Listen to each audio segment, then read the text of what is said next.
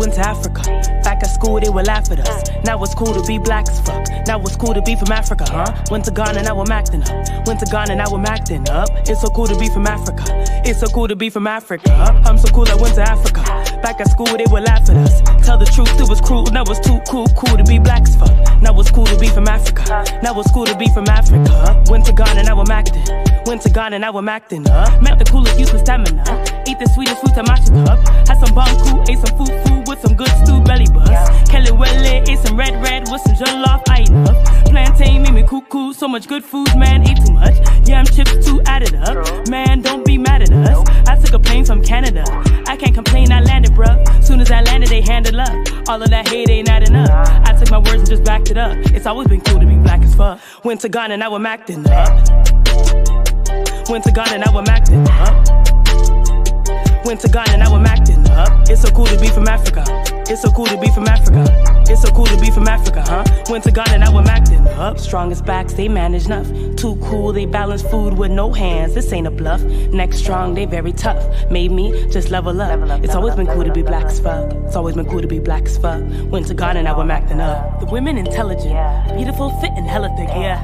Dripped in melanin, sun kissed, it's evident, yeah. The men real gentlemen, so fine, so eloquent. Melanin dipped in elegance. Ghana is so heaven sent. Homer real medicine. Homer black excellence. Gain independence. By Ghana's first president. Kwame Nkrumah represents freedom with no hesitance. Justice and no settling. Let this settle in. All of the riches from Africa. Met the coolest kids in Africa, boy. All of the wealth is in Africa. Buy some land and sell all of your toys. I need to get out of Canada. Create a business, now you self-employed. Your money will stretch like it's algebra. This is the truth, man. This ain't a ploy. Strongest backs, they manage enough. Too cool, they balance food with no hands. This ain't a bluff. Next strong, they very tough. Made me just level up. It's always been cool to be black as fuck. Always been cool to be black as fuck. Went to Ghana, now I'm acting up. Went to Ghana, now I'm acting up. Went to Ghana, now I'm acting up. It's so cool to be from Africa.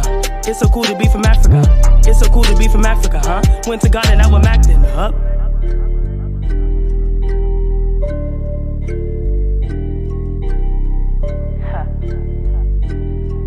You know, they taught me words like Madase, Apauta, Fremi. Went to Ghana.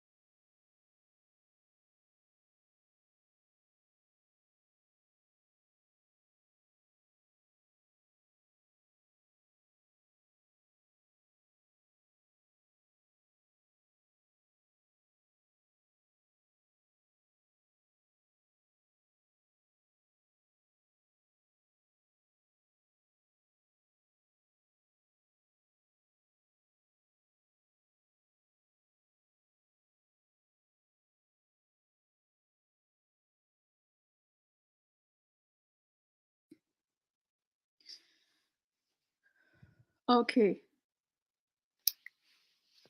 Okay, finally. Sorry about that, guys. There's just been a lot going on. not bad things, but just a lot going on. So, welcome to the show.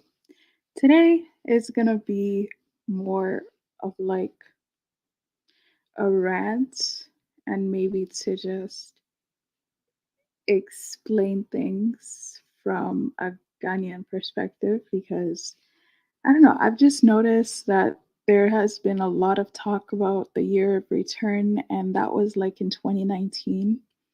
So I'm like, 4 years later, is there no other news for people to talk about than something that happened in 2019? Like, are we going to go to 2027 and we're still going to be talking about the year of return as if it just happened? Like, that's the thing that I find really funny. But other than that, just wanted to say hi to everyone. Hope you guys are all well. And to everyone watching back in the playback, let me know what you guys think, what your thoughts are on all of this. So, to just start from the beginning, right?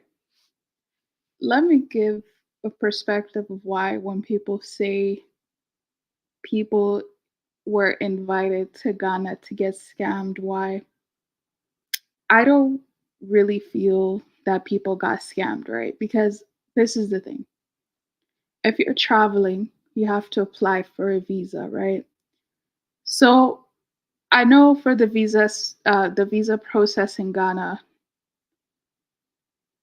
it's better if you buy the visa before you get to the country. I believe during the year of return, they had expedited things where you could get the visa where you're actually in Ghana. But normally, traditionally, you're supposed to apply for a visa before. So when you apply for a visa to go somewhere, the price is given to you. There's no like, if your argument is that it's expensive, okay, I agree. Yes, the visa is expensive.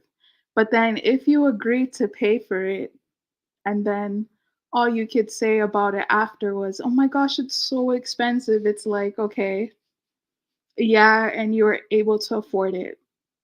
Move on. It's like, come on, stop. And yes, the Ghanaian visa is expensive, but as someone who is a diaspora, you could actually go to Ghana and live there 7 years, be free to go to and fro with minimal problems. Like they'll literally give you like a 7 year residency if you apply for it. So it's like, yeah, it's expensive, but then by you being of African descent, of anywhere in the world, like any African in the world, you could benefit from that. So I feel like that's something that's actually really cool because if you look at other countries, they have really strict processes of how to get to the country, how to get out, how to do this, how to do that. I don't think Ghana is that bad. Just to like defend the country for 2 seconds.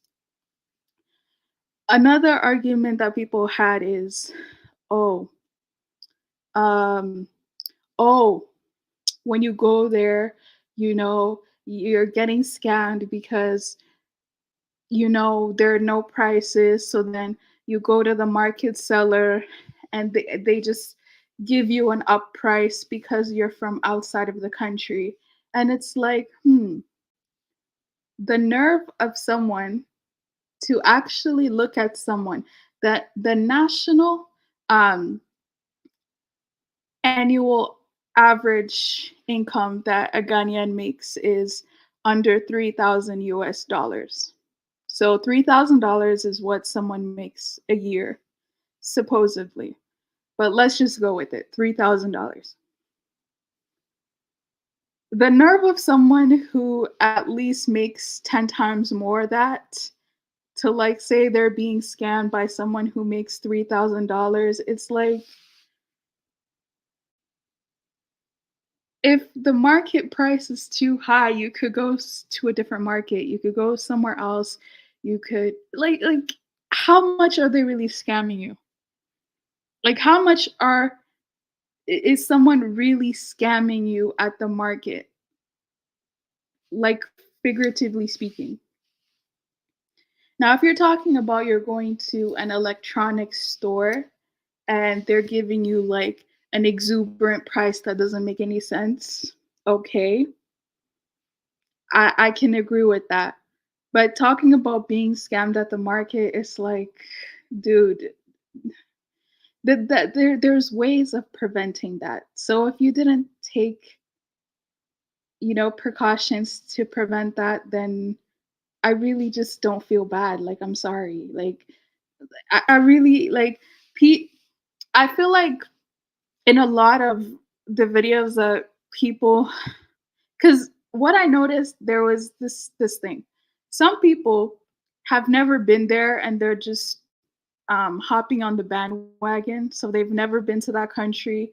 So they're just hopping on the bandwagon and everyone's saying they're getting scammed. So they're like, oh, yeah, yeah, yeah, they scam. It's like, you never been there. So I don't even know why you're talking. But if you've been there before, right?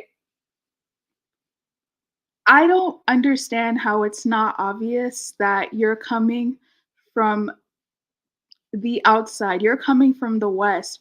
You're coming from a developed nation. You're coming from a nation of opportunities. Like, you're going to stand out, even if you're not speaking, by the way that you dress, even the way that you look, the way that you smell. You're going to stand out. So it's like you come from a country where the government helps you. They help you to make a living. They help you to like imagine first world entitlement where people come from a country that if you're unemployed, you get benefits to stay home. Like, that's the type of country you're coming from. A country that if you don't have a job, the government will give you money to stay home. Of course, it is taxpayers' dollars, but still, there's still something. Okay? Like, there's homeless people out here that make $600 a month. I'm like, you're making more. You're literally making more from staying home than someone who has to go out every day in a different country and they literally can make $100 from actually working hard. it's like it's like it's like and then people are talking about, oh, well, the Ghanaian government made $1.9 billion. I will show the figures to actually show you guys that the majority of the $1.9 million was just visas, the visa fees. So it's like if 400,000 people are visiting a country and they're each paying like $100. That's literally like almost $500,000 on visa fees alone. So it's like, dude, then you take the average of how much someone spends in the country. Let's say $400,000. Sorry, 400,000 people spend about 400,000 people spend about $3,000 on their trip to Ghana, and that's what people are talking about as a scam. Like, people spending an average of $3,000 on their stay to Ghana, and those are the revenues of everything put together, and that's what they're talking about was a scam. But let's not talk about the fact that before people came to that country, they had to, they didn't really fix the roads that much, to be fair, but they still had to fix roads. They still had to like update the airport. Like, they had to use money in order to attract people to come there in the first place. So it's like, eh, I honestly think it kind of evens out. Like, when you think about it, I actually think that it actually evens out, because people are talking about $1.9 billion as if it's like a billionaire that just has that money and is just balling and spending. Like, no, that is the money the government made that is not being allocated properly. I agree with you on that, but was allocated for some stuff, like for some stuff. It's like you didn't give the money to one person, like you gave the money to an entity. Anyways, and then right after that, what happened? COVID-19. Right after that, COVID-19 happened. So it's like, yeah, it's not that much of a mystery to me of what happened with the supposed $1.9 billion. That some people act like they literally took the $1.9 billion out of their bank account and gave it to like one person. Like, yeah, no, he didn't do that. But yeah, so I just wanted to talk about that and like the hypocrisies with all of that and how it's really not fair that people are just painting it out to seem like, oh, they came to a country and, you know, like when when I sit down and I analyze some of these videos and I actually ask people, okay, this is what happened. I agree, but how did you actually get scammed? Then it's like no one has anything to say. Like no one has like did because a lot of the people who went there did not buy land. They just went there, they went there for a couple of months and they left. So it's like if you went there to spend money on yourself and you did, then what exactly was the scam? Like what were you expecting when you went there? Like what did these people want, you know? And to be honest, as a diasporan, I know that the diasporans who went back for year of return and who are continuously going back are getting way scammed way more than anyone else. So then to me, it's like if an actual Ghanaian will also scam me, but they'll scam you less than they'll scam me, but you want me to feel bad for you, but it's like you would never feel bad for me. You would tell me if I got scammed by a Ghanaian in Ghana that I should have known better. So then, with that argument, why can't I tell you that? Why can't I feel the exact same way? Because the way that diasporans, and I mean diasporans who left the country, the way that they get scammed is much worse than anyone else. Because look at it this way, if you're a foreigner, right, and you get scammed in a foreign country, you could just get scammed and leave and have absolutely nothing to do with that country. But if you're a diasporan who left and you have family over there, you maybe have land over there, you have businesses, like you have ties to that country and you get scammed, you can't just be like, okay, well, this country doesn't matter to me anymore. These people don't matter to me anymore. No, these people are your actually family. You still have to deal with them. And you might have to actually put your feelings aside and how you really feel aside because there's no other choice.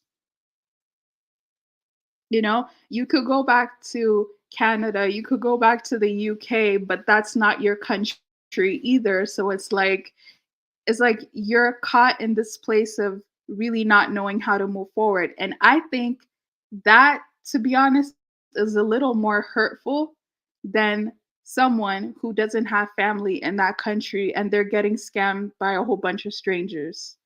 To be quite honest, I don't know.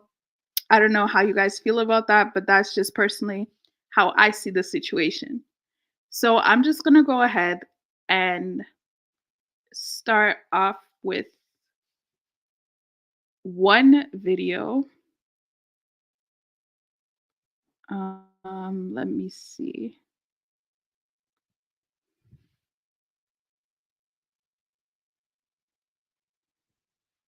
Okay.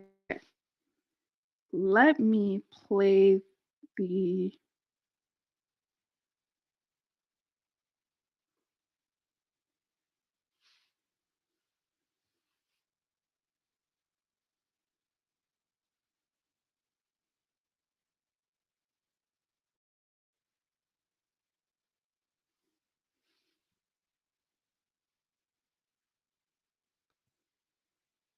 let me try to play the Austin Holloman video.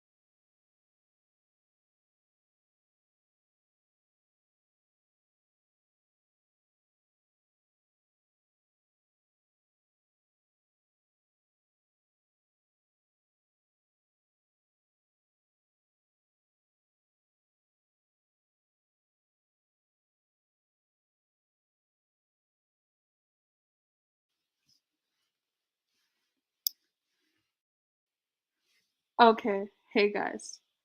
So sorry for the technical difficulties. I'll be posting part two of this live. So it'll be like I'll post this live, but I'll also post part two so that everything makes sense because I was just trying to play a video and it wasn't working. But for everyone who wasn't here in the beginning, let me kind of just start with why I feel like a lot of people who are talking about, oh, Ghanaians are lying or Ghanaians are scammers. It's like, please get something else to talk about. I've noticed that a lot of people who tag on to this Ghanaians are scammers or the year of return was a scam thing, they never even been to the country. Like they didn't even go, right? So it's like, I want to know how you have so much information and you never been there before. You know what I mean? It's like I could literally go to actually not even go to Italy. Listen to a whole bunch of YouTube videos of people saying that Italy's a scam and then I hop on the bandwagon just because it's cool to do. It's like no. To make things clear, right? Some people asked why did Ghanaians, which Ghanaians didn't ask anyone to come, to be clear. It was the government of Ghana who asked people to come. The government of Ghana asked people to visit. The government of Ghana did not ask anybody to pack up all their bags and go there and live there. They did not ask anybody to do that. They just said in the year of 2019, we want to welcome you over here. Yes, obviously for tourism purposes, because that's why the Ghanaian visa, I think, is the most expensive visa in Africa, if I'm not mistaken. That makes sense, and that's completely fine. But then if my visa is expensive, right? And you know the price of the visa, or before you leave, you should know what the price of the visa is. How is it that when you get there, then it's like, oh my gosh, but the visa is so expensive? It's like, who travels and doesn't do their research? Like I don't, it's like for people who, it's mostly people who were from the UK and the US who went, right? Right.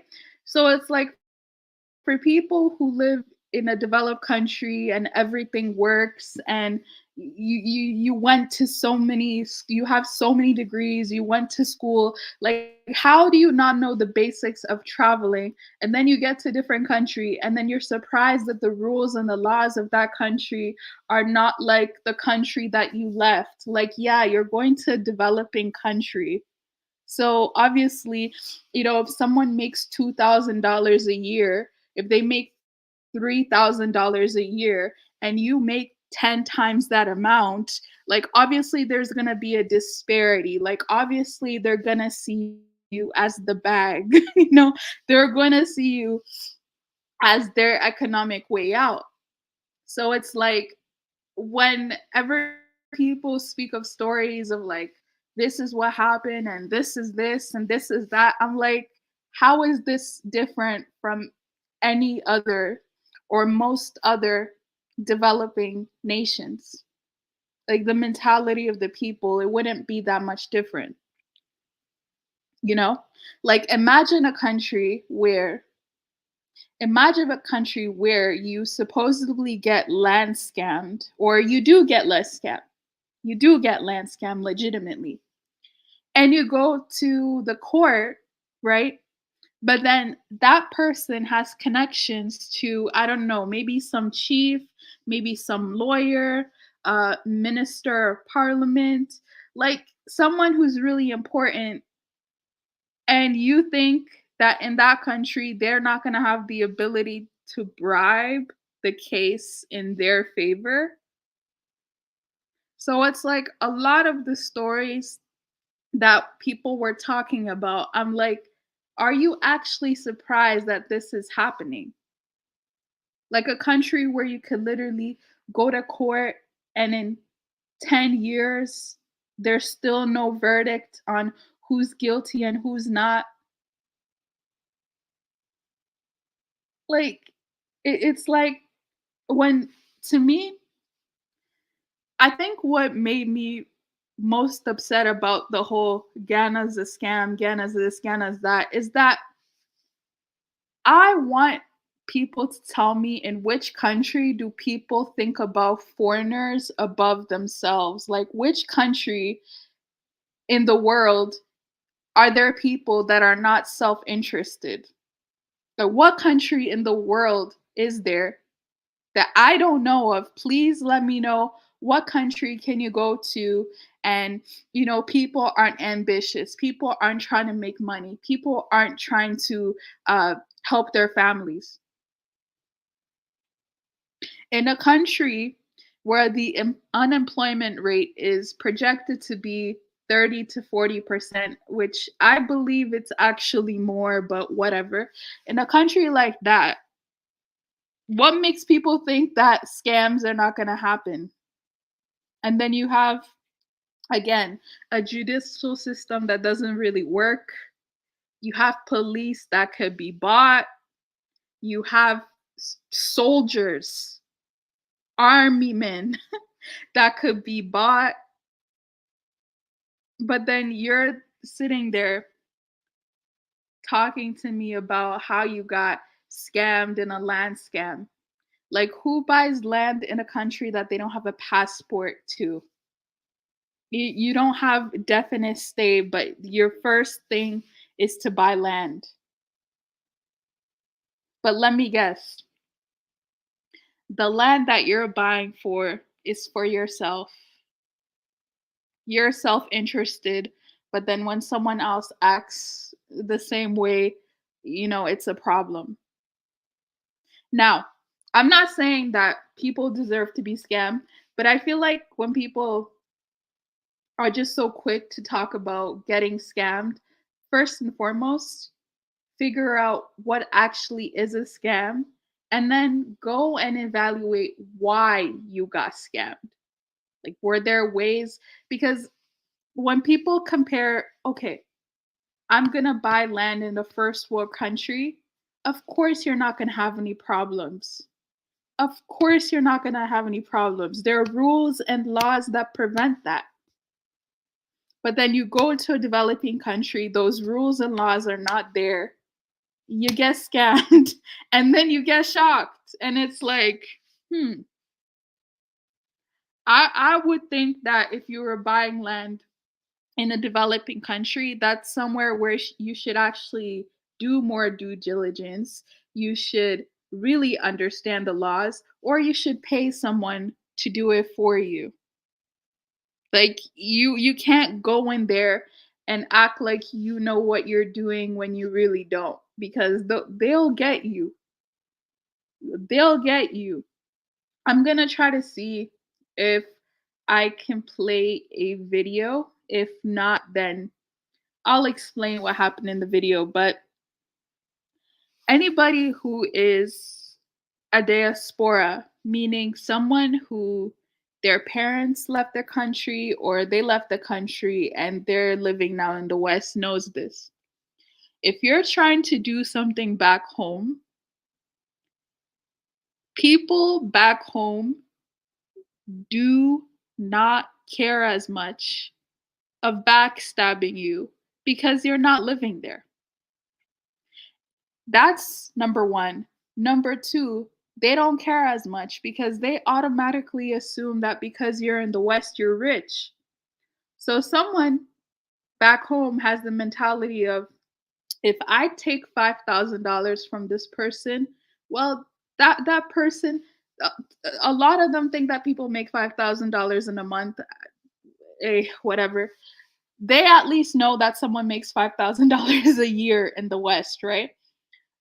So they don't think twice of like trying to get it from you. Like, that's what they're gonna do. It's you're the one who has to find a way to prevent that from happening for you. And I think that's the problem, is people just don't want to hold themselves accountable in how they could have conducted themselves better or better handled themselves in a different, country. with completely different rules and laws. They never want to talk about that. They only want to talk about, this is what happened to me. This shouldn't have happened to me. And then they feel like coming online and, getting a public opinion. Like, getting a public opinion, of course people are going to say you shouldn't have got scammed. You didn't deserve to get scammed. But what is someone online going to do? If I can't do anything online about you getting scammed, and neither can neither can the government of the country, maybe they just refuse to help you, then it's like you got and that's it. You got to just let it go and move on to something else. And make sure that you don't get got the next time. That's basically it. But then when people just want to talk about, oh, like, oh, Ghanaians and people back home, and they just don't care. Of course they don't care. Who in the world cares about someone else more than themselves? Like, seriously, who does that?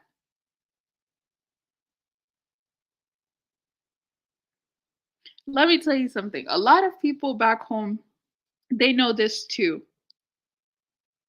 Their family back home sees them as a way to get them out of poverty.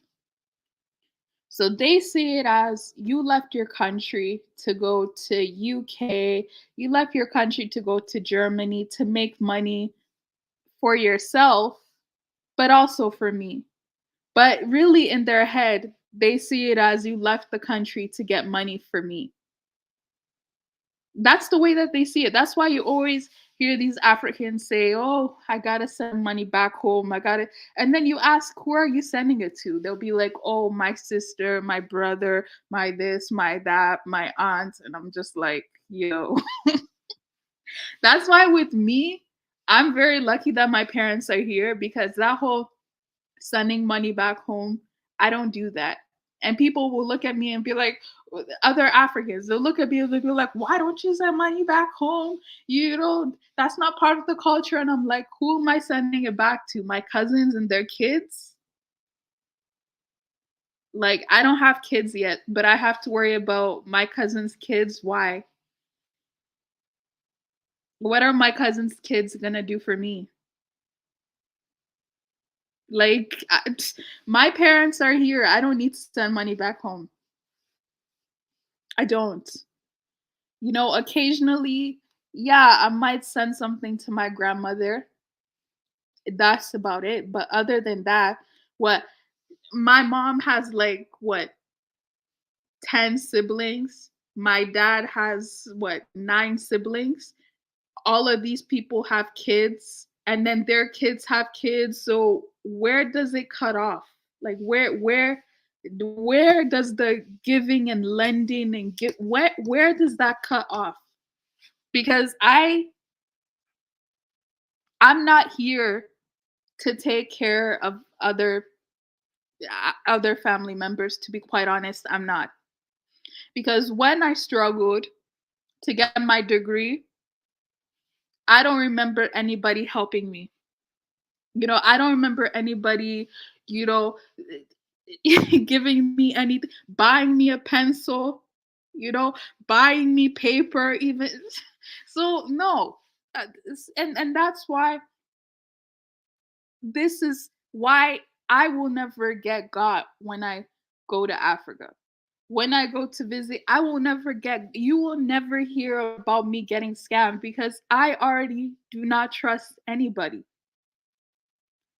But you have people who don't even have family over there, and they just see somebody in the street randomly and they trust that person, and then they'll come back months later like, "Oh, you won't believe what they did to me." Like, girl, please.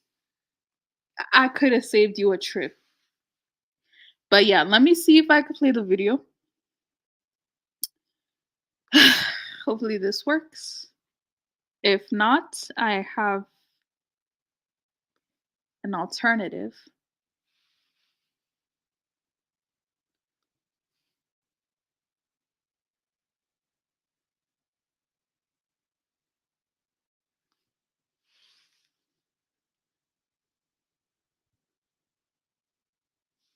Okay.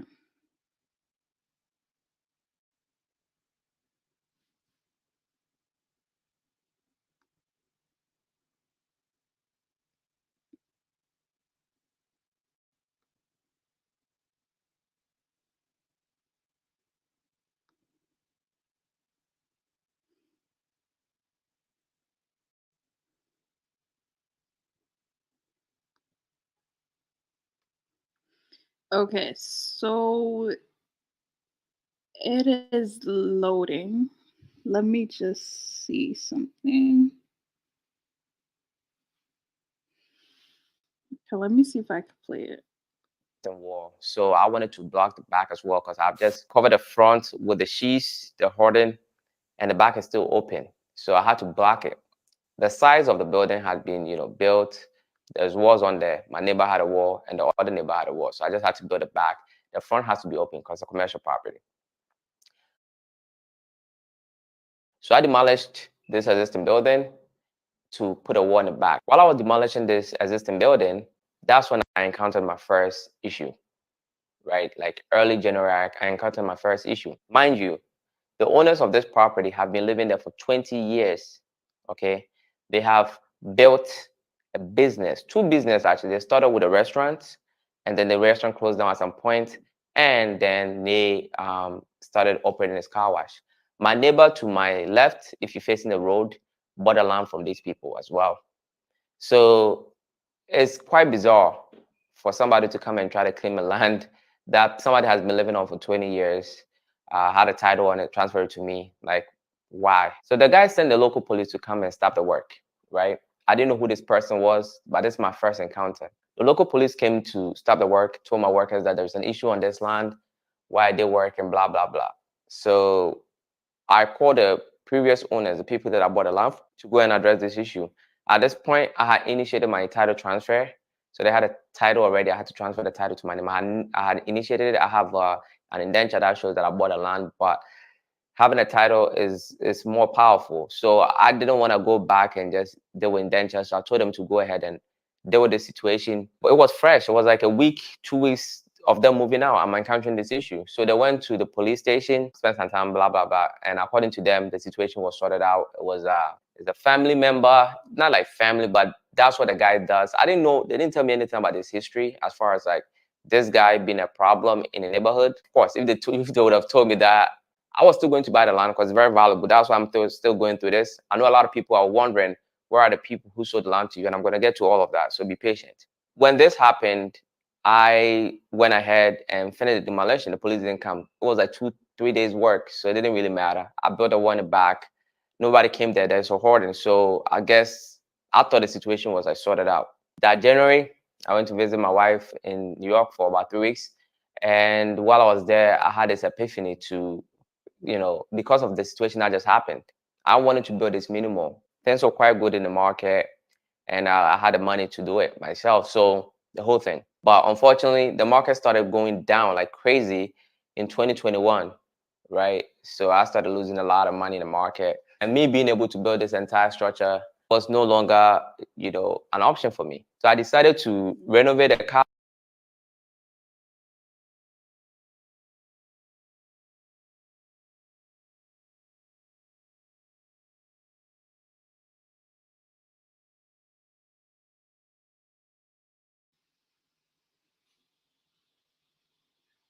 Okay. So that was just like a small clip. The video was 23 minutes, so I didn't want to play the whole thing. But I played that to show that anytime someone comes in there and talks about land scam, they talk about I don't know, like just getting scammed in the market because the market seller decided to make you pay $1 extra for a product, like things like that. My point is, things like that happen much more frequent and much worse to actual Ghanaians. That guy who was playing that video is not an American. He's not from Latin America. He's not from this. He's a Ghanaian. He's a Ghanaian who went back and did this. And guess what? They got him too. They got him too. So that when people want to talk about, oh, they're only targeting us because we're from this country, like, nah, trust me, much worse things happen to actual Ghanaians who left and want to go back and actually help their family members. Much worse things happen to actual Ghanaians, you know? But are they going to sit there and be like, oh, screw that whole country? Some of them do, a lot of them don't. Now, I've only heard of one instance of uh, a diasporan, and this time I mean, like, okay, let me just say an American who went back and got, their life ended because they essentially got murdered or whatever. I only heard of one instance of that. I'm sure there have been more instances of that, but I could tell you within the period of the last 3 years, I've heard of at least 15 Ghanaian diaspora who went back and got murdered by Ghanaians.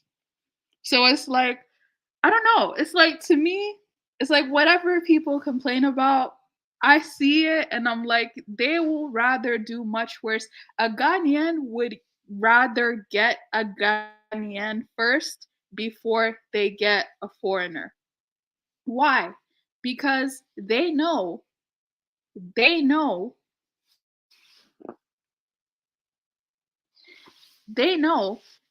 sorry, I know I just stuttered. I had to think. They know, a Ghanaian knows, right? If I'm getting another Ghanaian will see me as their brother or sister. They're going to be less likely to press charges. They're going to be less likely, their family could come and get involved and, smooth things over versus a foreigner. A whole foreigner, it's like you might even catch the case. You might even have, the US or the Canadian government involved. A Ghanaian doesn't want to deal with all of that. They'd rather do harm to another Ghanaian first before they do to a foreigner. So it's like, to me, sometimes when I hear these stories, it just makes me laugh because it's like a Ghanaian really is not worried about getting you as much as they're worried about getting their own country person, and that's facts. And I feel like that's in every single country, but whatever. Let people who haven't even been there talk about how they're getting scammed, whatever. Like, seriously. And let me just, I'm gonna say this from a perspective of a Ghanaian in the West, but a Ghanaian who has family members in Ghana. A Ghanaian taking $1,000 from a Westerner, they don't feel bad because they make like $3,000 a year. So they don't really care. It's like, oh, that person can make that money. That person can make that money next month. Might not be the case, but that's their mentality. And I'm not saying it's right. I'm not saying it's wrong. I'm just saying that's human nature. And there have been so many philosophers who have, talked about this, made papers about this, made presentations about this. I really don't know why people don't understand that no one out there is supposed to care about you except for you. Like, I really, I don't know. I have a feeling that all of this hype of, oh, we're going back home, they're gonna take care of us, they're gonna welcome us with open arms. It's just like, what is it, Pan-Africanism, what is it, pro-black, I don't really know what it is, but it's a lot of delusion, and it's a lot of like, go to any country, go there, be broke, and people's true colors will come out. People once they know that they can't take anything from you, they can't extract anything from you, then you'll actually see how they really really feel about you. So you getting the benefit of the doubt because they think that you're rich, that's actually to your benefit, if anything, to be quite honest. But let me try to see if I can show something else to like prove the point that Africans at home do not care about the troubles that Africans in the West go through. Therefore, they're not going to care about the troubles that any Black person in the West has to go through. Therefore, if they do something bad to you, they're really not going to care because they're going to look at it as a perspective of, well, I go through much worse in this country. So you're coming from the West where you get unemployment. You don't have a job. The government gives you money. You don't make enough. The government gives you money for food. You have an opportunity to go to school and the government will pay for you. So you're coming to Africa and you think I'm supposed to care about your struggles? They don't care. You care about their struggles for whatever reason, but they don't care about yours.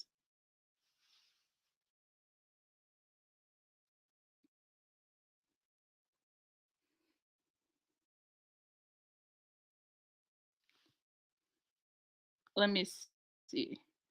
Let me play this.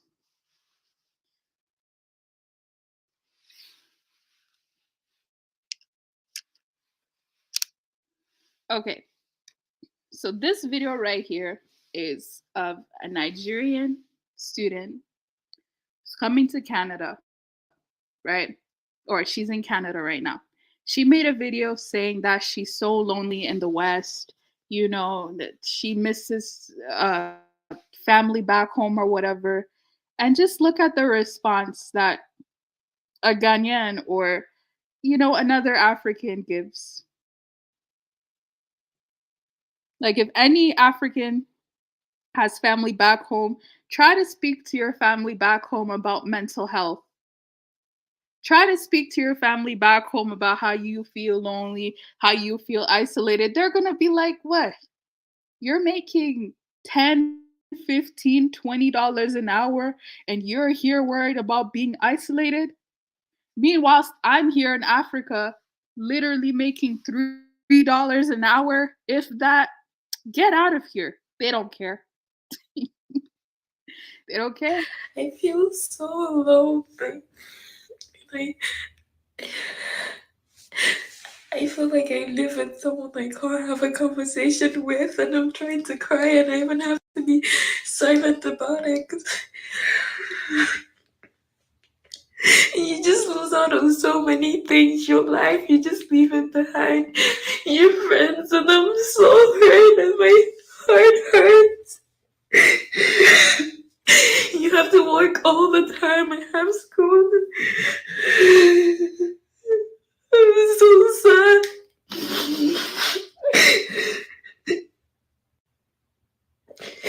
I'm hurting so much. I don't have any friends.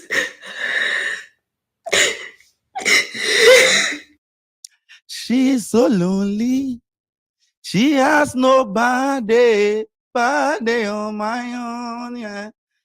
All the way from Nigeria, Abuja to Canada, and this lady, I think she's there for schooling and also work purposes. And this lady has been crying on TikTok that there's no fun. She's living with someone that she feels like she can't talk to. No friends, no nothing. Any JB or Canada. And when this video was posted on Twitter, it has 2.4 million views. And people are saying that, oh, Hima, you just have one job. You have one job to do. If you leave Nigeria to Canada and you are not enjoying it, what do you do? Sankofa, Sanwechi Brefie. If you go to Canada and you are not enjoying the life, they see opportunity come but once. We need people who want to go to Canada to go and cry. We need people who want to go to US just to cry. See, as I'm sitting here now, it is better to cry in Canada than to stay in the Dental News site and cry. It's better to cry in Canada than to stay in Medina Zongo Junction and cry. Imagine being in your own country where you are not appreciated enough. You are trying your best. You are not well paid. You are underpaid. you are used anyhow. They use you near amount and you choose near amount 2 CD. And then you go to a country where the system is working and your only problem is loneliness or loneliness, they are joining Akon Namoye remix. And yeah, join Akon and do the remix for this particular song because if you don't find comfort in Canada, leave. See, these are the kind of videos where the embassy, they will see her hair. You see this person, we give her the chance. Look at what she's doing. She's crying. We have people in line who want to go. There is nothing here. Nothing they work. System be you have the chance to go there to go and school and work, and then you cry that there is no one. Call your friends back home. Call yours. Go out. There are places in Canada. Go and have fun. Surely wherever you are schooling, you have Nigerians in your school. If you go all around the world, we have Nigerians everywhere. The school you attend, you have Nigerians there. You have Africans there. Talk to them. Socialize. I'm sure this lady is an introvert way back from Nigeria. She's not even an ambivert. On to me balancing here and here at the same time. So when she gets there, she doesn't have anyone to talk to. She feels that she's lonely. But Hima, if you feel you are lonely, leave. Come back here. There are some guys that go to the States when they feel they are lonely. They come to Ghana, marry a lady, and then they take the lady there. It's your Hima. If you feel you are lonely, come here and get a Nigerian boy. Find me on social media. Ace Kanti Nankapa. Yen for Domboom. Yen Tua Basa say or Dorneo. We have people looking for opportunity. The opportunity is at your doorstep. You have climbed and I will take Canada. What are you telling me, my sister? Come near to me. Come and sit in the house. Bra Nigeria, Lagos Senior University in Brabe Kukobi. System and see, I was saying this the last time that if they should open the port, the time COVID hits Ghana, if they had opened the port so that people should go to China, where COVID started from, we will all leave. Just give Ghanaians free chance, or even Africans free chance to leave. Everyone will be running. We are not last minute, but we'll be running. As it stands now, I don't blame the lady that much. I blame our leaders. I blame the countries we are coming from. If our country be good, if Nigeria be good, infrastructure, when I was in class, JHS 1, lack of social amenities, lack of infrastructure, it is still in Flamingo. I thought they have updated that. Everything we were asking for during that time, there is still problems with that. Nothing.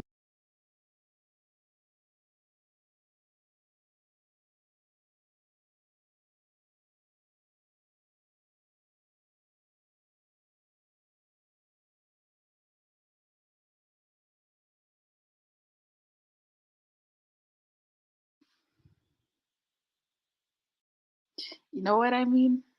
People got their own problem. People got their own listen, I am not saying scamming is right. Okay? I'm not saying it's right. I'm saying I understand why it happens. Listen, even here in the West, people scam here. It's much harder to, and they will find you and you will go to jail. That's probably why people don't do it as much here, because you will go to jail. They will find you.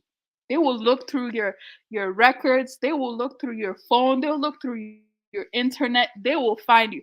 But back there, back there in Ghana, nobody's gonna waste any resources to find somebody who scammed you. So guess what? People are going to scam you. That is human nature.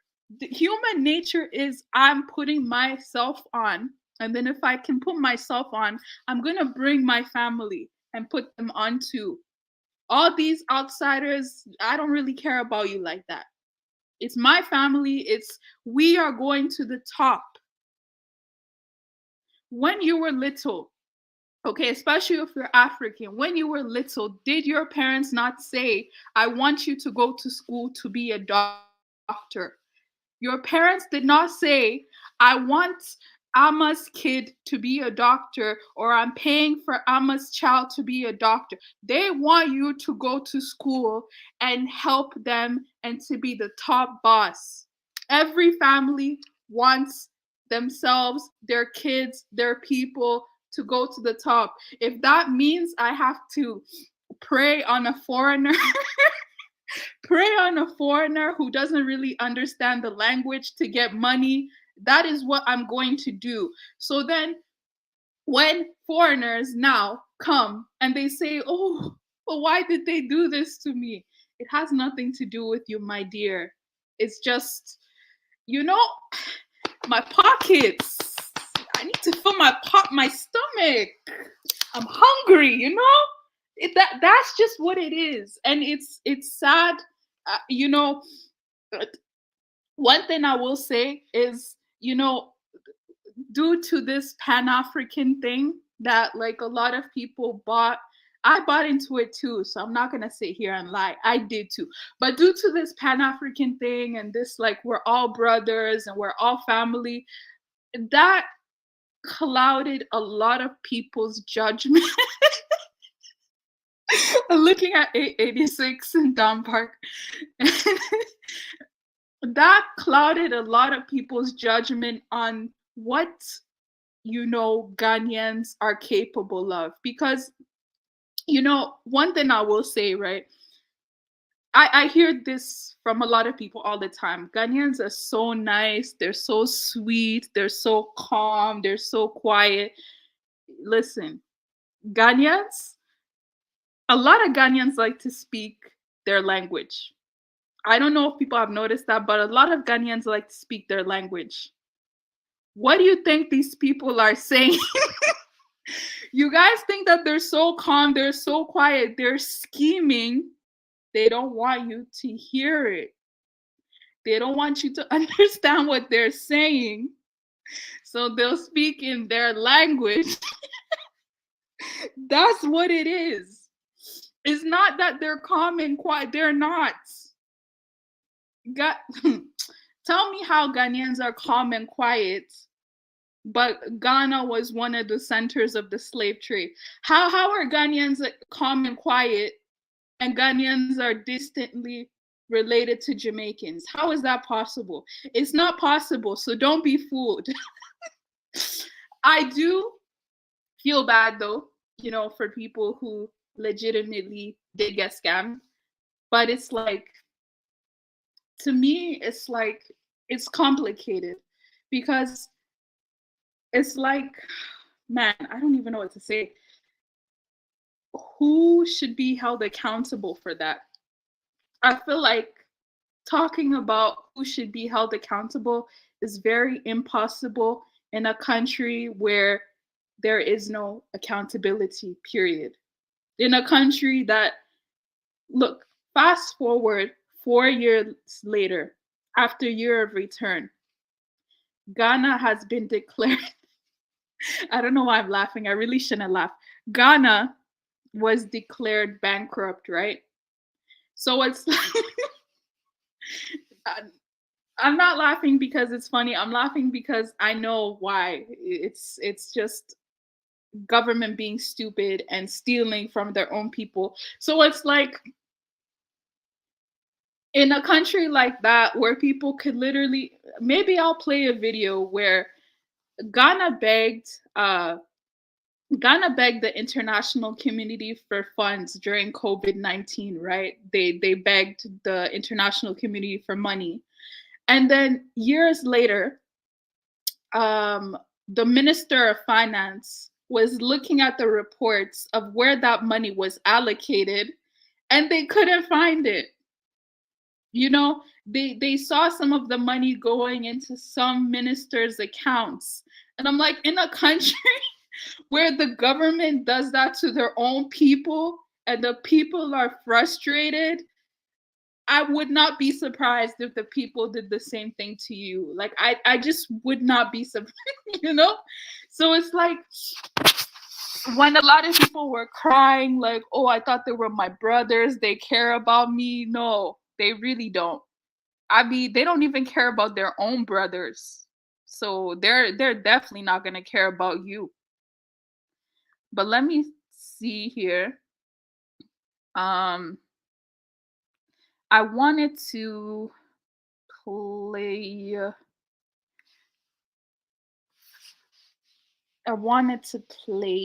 something else.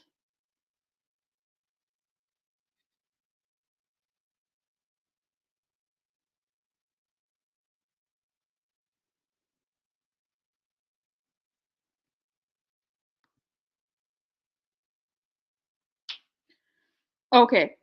There was, before I do that though, before I play the other video, let me, because there was a question here of why did Ghanaians not, like, why did Ghanaians only invite Americans? Ghanaians invited everybody. Year of Return was not only for Americans. Year of Return was for Ghanaian diaspora in the US, in the UK, in Switzerland, everywhere. Year of Return, it was I'll be honest, there were elements of them like trying to reach out to the American diaspora, but it wasn't just them who came back. Like there was another campaign where Nana Akufo-Addo specifically asked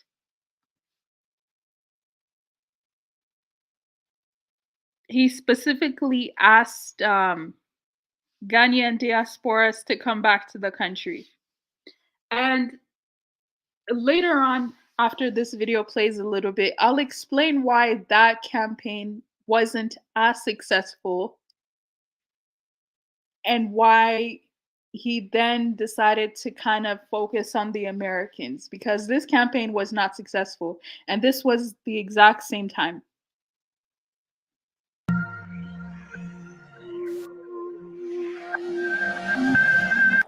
Fellow Ghanaians, we have dubbed this year the Year of Return to commemorate the 400th anniversary of the arrival of the first 200 West African slaves in the Commonwealth of Virginia, which subsequently became part of the United States of America.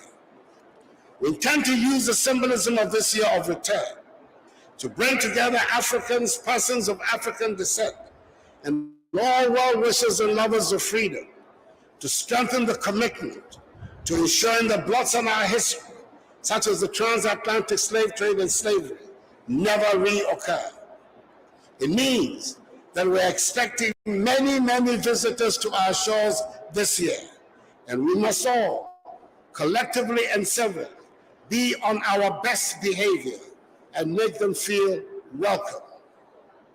Several diasporas of African descent who have lived with us for so many years will, as part of the Year of Return, receive their long-awaited Ghanaian citizenship.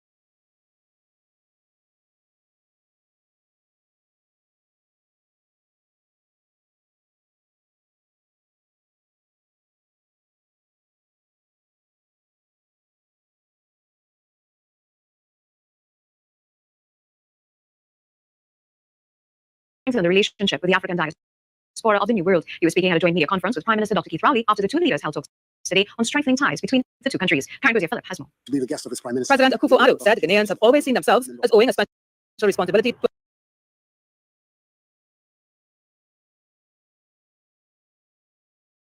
Africans in the diaspora. He recalled Ghana's first leader, Kwame Nkrumah, had close ties with several Trinidad and Tobago nationals who assisted with the development and planning in the early independence period in Ghana. I refer here to the Marxist historian, C.L.R. James, to the journalist George Padmore, who was one of Kwame Nkrumah's closest aides and who has a library named after him in Accra, and to the eminent economist Sir William Arthur Lewis. The Ghanaian president described himself as somewhat of a Trinidadian, with lots of nostalgic memories, as someone who in the 1980s made a habit of visiting Trinidad and Tobago every year for Carnival. The first thing that comes to mind in the mention of Trinidad and Tobago is Calypso.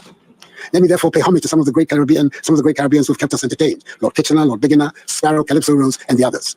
The Venezuelan issue and the renewal of the Africa, Pacific, and Caribbean Group of States Agreement were among the topics touched on during the bilateral discussions. Prime Minister Rowley said Ghana's leading role in West Africa would do well to assist in ensuring diplomatic initiatives are maintained to resolve the crisis in Venezuela. While Ghana's voice could also lobby all concerned that the Caribbean is better protected as part of the ACP. And there are moves afoot in some quarters to break up the African Caribbean Pacific group as a bloc, so that our negotiating power would be diminished. It would be extremely detrimental to the Caribbean to find itself in the world environment negotiating as a small bloc. Discussions between the two leaders also centered around cooperation in the areas of energy, health, finance, education, tourism, and culture.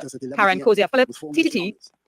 And prior to his meeting with Prime Minister Dr. Keith Rowley, the President of Ghana paid tribute to members of the Commonwealth Armed Forces who died in the line of duty in World Wars I and II. At the wreath-laying ceremony held at the Memorial Park in Port of Spain, Minister of National Security and Communications Stuart Young and the Ghanaian President were greeted by students from Holy Name Convent. The wreath-laying is traditionally done on Remembrance Day. However, it is also done by all visiting heads of state. Following the ceremony, the Ghanaian head of state paid a courtesy call on President Bonami Weeks at the President's cottage. There, President Akufo-Addo signed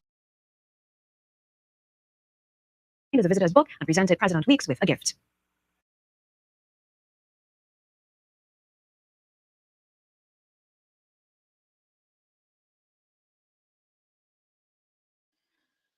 He also, sorry, he also went to Barbados. Ghana and Barbados have a really nice relationship.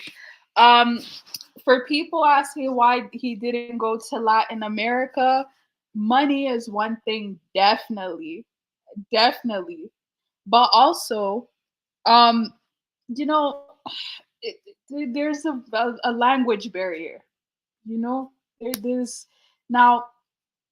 I'm not talking about going over there and making the announcement. You could get an interpreter to do that. I mean, actually going to, getting Latin Americans who, for the most part, if you've ever seen one, they don't really identify with their African roots, which is cool. That's fine. That on top of the fact that when they come back and visit the country, who is going to speak to them in Spanish? Like the majority of Ghanaians, they don't even like speaking English. They can, but they don't want to. And now you're bringing Spanish speakers for a year of return. Like, how is that? That doesn't work.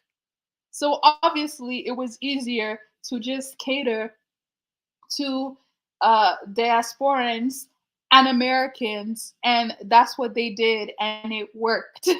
I mean, like I don't really see any malice in that, to be honest. I thought it was kind of obvious. Now, once in case people didn't know, there were a group of diaspora.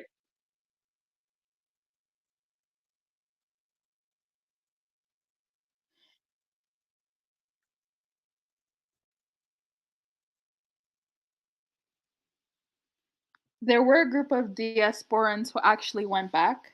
From Brazil. A lot of Brazilians, identify with their African roots or whatever. So they went back to various African countries. In fact, I have a friend who's a third generation Ghanaian and Brazilian mix. His family has been there for years, so many years. So it's like that is common, where the ones who actually want to go back do go back, and they don't need a year of return to decide to go back. Like this was information that was passed down to them from generation to generation, and they spent their own money, paid their own fares or whatever to go back. So at the time there was about an estimated 3,000 to 8,000 that decided to go back to Africa, slaves that decided to go back to Africa. And yeah, like they have their own tribe in Ghana, like the descendants of the Brazilians who decided to go back. So yeah, stuff like that already happened. Yeah. But in terms of other Latin Americans or whatever, money's not there. They're not really thinking of going back to Africa, so whatever. The last thing that I wanted to bring up, was Austin Holloman. Yes, I saw it when Austin Holloman, the passport bros, went back to Africa, and everyone was so happy. And then he decided to make a video that made me very disappointed because he was like, Ghana was oversold to Black Americans. And I'm like, who sold Ghana to Black Americans other than the president for tourism purposes? Like, and even with the whole year of return thing, I keep talking about it because I keep hearing about it, and it's 4 years later, but I still keep hearing about it. The year of return was go to Ghana to visit. It wasn't go to Ghana because Ghanaians are your best friends. It wasn't go to Ghana because, it wasn't advertised as that at all. It was literally just go to visit, have an African experience, and use Ghana to go to other African countries. That was literally it. So I'm not sure why. I'm not sure why all of a sudden 4 years later. I think, I really do think the pandemic had something to do with it. I really do think the pandemic had people, really lost and wanting more to life, more to something. So it's like everything just got magnified. I think everything just got magnified because I'm just like, I don't know what Ghanaians did to these people that every day they gotta be like, oh, Accra's so expensive. I'm like, yeah, so is London. Every single capital city that I know of in the world is expensive. Like this whole misconception that because you're going to an African country, African countries are dirt poor, dirt cheap. You could do like, no, they're not. No, they're not. And things are changing. I really do think that some people have this misconception that Africa is like the same Africa of like 2,000 years ago. And like my cousins in Ghana have washing machines. I know that's not really common, but they have a microwave, you know? Like they have a stove. Like these people,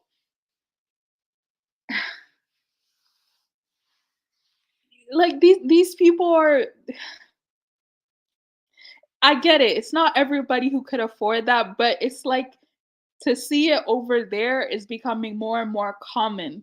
So it's like I don't know where people get this, misconception that Africa is so cheap. Like you could become a king with $2,000 in Africa. No, this is especially in Accra. Like you're literally going to the capital, and you're talking about how it's expensive.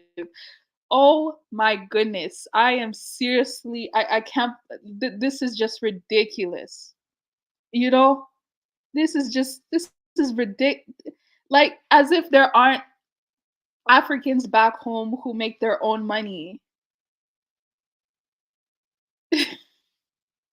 you know? And yes, I will say this, yes, if an apartment in Accra is, $3,000, yes, that's expensive, but guess what? They can sell that apartment to anybody. They can sell that apartment to anybody from any country in the world. So it's like, I don't know. I don't know. I don't even know. Like, I don't even know. I I don't know. I guess people were just mad that they didn't have enough money. Um, they wanted the you're my brother treatments, and they didn't get that. So then that just means that the people are bad. I don't know. I don't know what they were disappointed in because, like I said, and I will play one more video to show you what actual Ghanaians will literally, they will literally murder somebody from a different tribe because they're from a different tribe, but they're all from the same country. So it's like coming from a different country is like, it even gives you protection because they at least know, okay, you're from the West, we can't go all the way with you. But with another Ghanaian, they're like, oh, we don't care about this person. We could just throw them in the ditch somewhere. Like some people are really evil. Like they're really, really evil.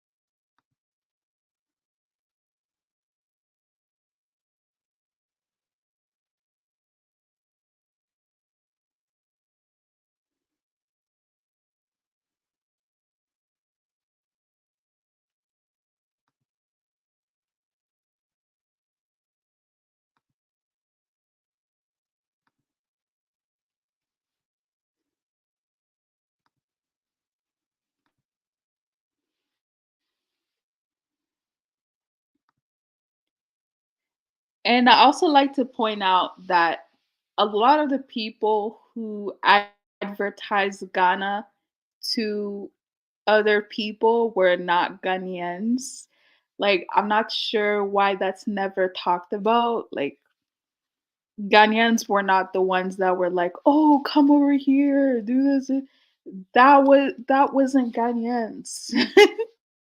That wasn't Ghanaians who did that. That was a lot of actual people in the West who did that.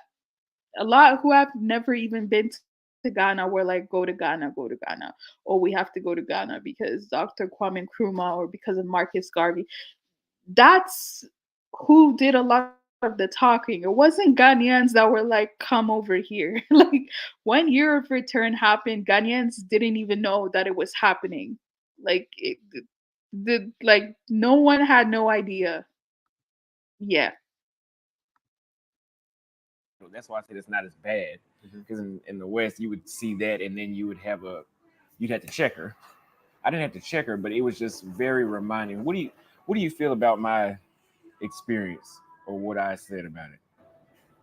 I concur with you fully. I haven't been to Ghana in a few years, many years actually. I've been to Nigeria most recently, and it's if you look at Africa, you know, Ghana and Senegal and Nigeria and Ivory Coast, they're closer to the States, and they got direct flights. So there's direct United flights to Lagos, and there's direct flights to Accra, and there's a large Ghanaian, Nigerian population in the States. And Ghana has done a fantastic job of marketing the return of Black Americans. Come over here, we'll give you your visa to stay. They want it's economics. You know, we have our dollar goes farther there. And so I'm still in touch with my best friend I grew up with in Ghana, in Accra. We speak pretty much every day online. And it's the same thing. He was married 20 frats years, has 3 grown daughters. He said, and he got divorced, bad divorce. He says, I'm never doing it again. So the modern mindset, the entitlement, modern Western mindset is infecting that area. You get farther and farther away from the US, farther and farther away from Europe. It's an inverse relationship. Okay, I would agree about that. Now, another thing about Ghana, would you say that Ghana was oversold to America? Yes, Because completely. when I got there, and they're like, the return, you know, what is it? The year of return. Yeah. And I'm thinking, okay, I'm about to feel people tell me you're gonna like the West more than the East, and I'm gonna let you know right now, Nairobi has the standard is so high. Everywhere else I've been after that, Senegal was right here, but Nairobi was just it's everything for me when it comes to Africa. I want to come to Mombasa. Yeah. I'm dying to go to Mombasa. I like Nairobi better than Mombasa. Really? I think Mombasa has its own usage, but for Yeah, me, I like the ocean, Nairobi. so I'm wondering, you know, the beach thing. But I mean, I got to think back. It started, I mean, many years ago. Well, let's look historically. With Ghana, there was a famous Black actor in the 20s and 30s by the name of Paul Robeson. Paul Robeson did many plays in Shakespeare. He played in Othello and Emperor Jones, very famous movies, and he was ostracized. He got branded as a communist in the States. So he had to leave. And where did he go? He went to Ghana. Stevie Wonder, years and years ago, where did he go? He's been a resident of Ghana for a long time. You see, it's easy to get to, and they are very friendly to the United States because so many Ghanaians live. Now, here's the thing: you've been in different countries in Africa. Tribalism is still a big thing. I've noticed that. So you have your Ashanti, you have your Twi, you have your Fanti, and I know them in the States, and professionals, women who have different groups. She's a Twi, she won't go because it's all Fanti women. Okay, right. Because those old bloodlines, I don't want to say blood fused, but the tribalism is still rife, and they'll stay in their little zones there. It's not so much in South Africa though, because they have the common enemy and apartheid. So, but and that's the thing with Ghana, that it's like they say with Mexicans would always say, it's like they're so far from God and so close to the United States. That was a problem that they had, that the Yankee was always there. I've seen articles where, talk about, you get off the topic a little bit, where so many retirees move into certain cities.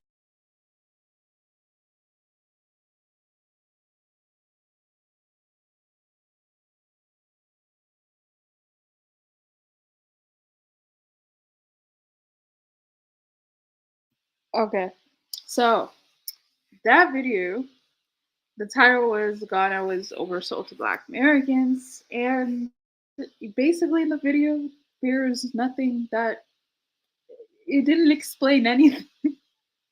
So my consensus is just that he didn't like Ghana because he wasn't able to get, or I guess he didn't like Ghanaian women. So that just threw him off of the whole country, because it's like over there in the end, they were like talking about tribalism. And I'm like, the tribalism that you guys are talking about is pretty mild as compared to other countries, I would say. And the tribalism in Ghana doesn't stop somebody who's not from a tribe from getting anything. Like tribalism would like deter you if you're from an actual tribe. So if you're not from a tribe, then what does the tribalism argument have to do with you? It's like, I don't get it. So anyways, it's like that. It's like just not making any sense. And then when he was like, oh, Ghana's Western, I'm like, that to me, I think that is definitely a stretch to say that Ghana is Western. Like, Western how? You mean it's speaking or what? Because it's not Western in infrastructure. So it's like, what do you mean by Western? Like Western mentality. I don't even know what that means, but I just feel like he didn't like the country, which is completely fine. Like, you don't have to like it, but it's like, if there's no actual reason as to why you don't like the country, then it's like, then you're kind of just making things up. But last thing to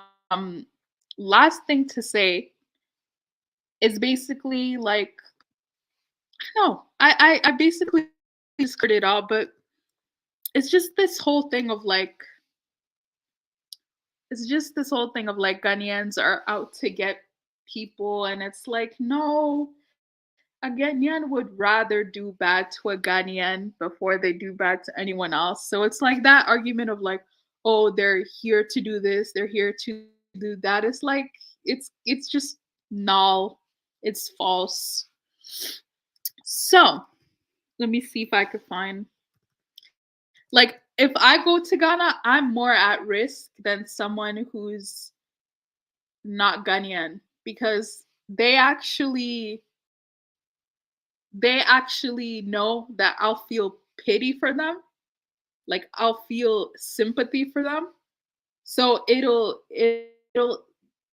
make them want to take advantage of me more than of a foreigner. Like, for instance, I know people have heard of stories of diasporas who are building homes back in their home country, and then they find out that their family has been stealing money for them for years and years and years. But that's your family. So why would you expect your family to steal from you? It's because they're your family. So they know that you're not going to do anything about it. You're not going to press charges. You're not going to waste your time and money to go to court. And, you know, God forbid, if you don't have money, they have more money, they could like bribe. Like, they know you're not going to get caught up with all of that. So they'd rather just do it to you.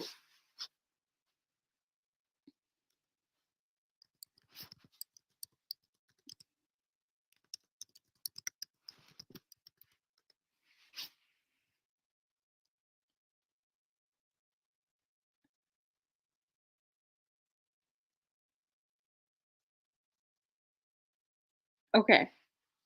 So this is what happened recently to a Ghanaian diaspora who went back to Ghana.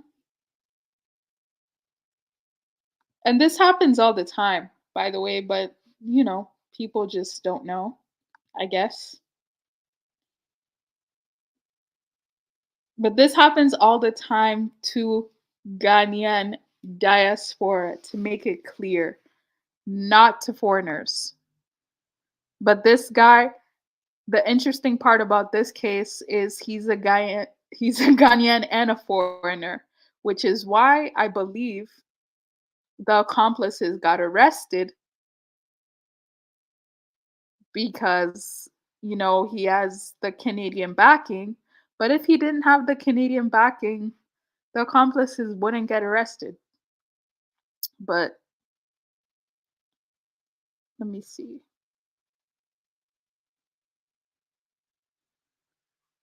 First story: the family of a Canada-based Ghanaian businessman who was found dead in his girlfriend's apartment in Ashale-Boche in the Greater Accra region says the prime suspect may have worked with other persons to kill their relative. And at the event to mark 1 week of his passing, relatives of the deceased said they would assist the police in finding other accomplices whom they believe are on the run. Lois Asari has more.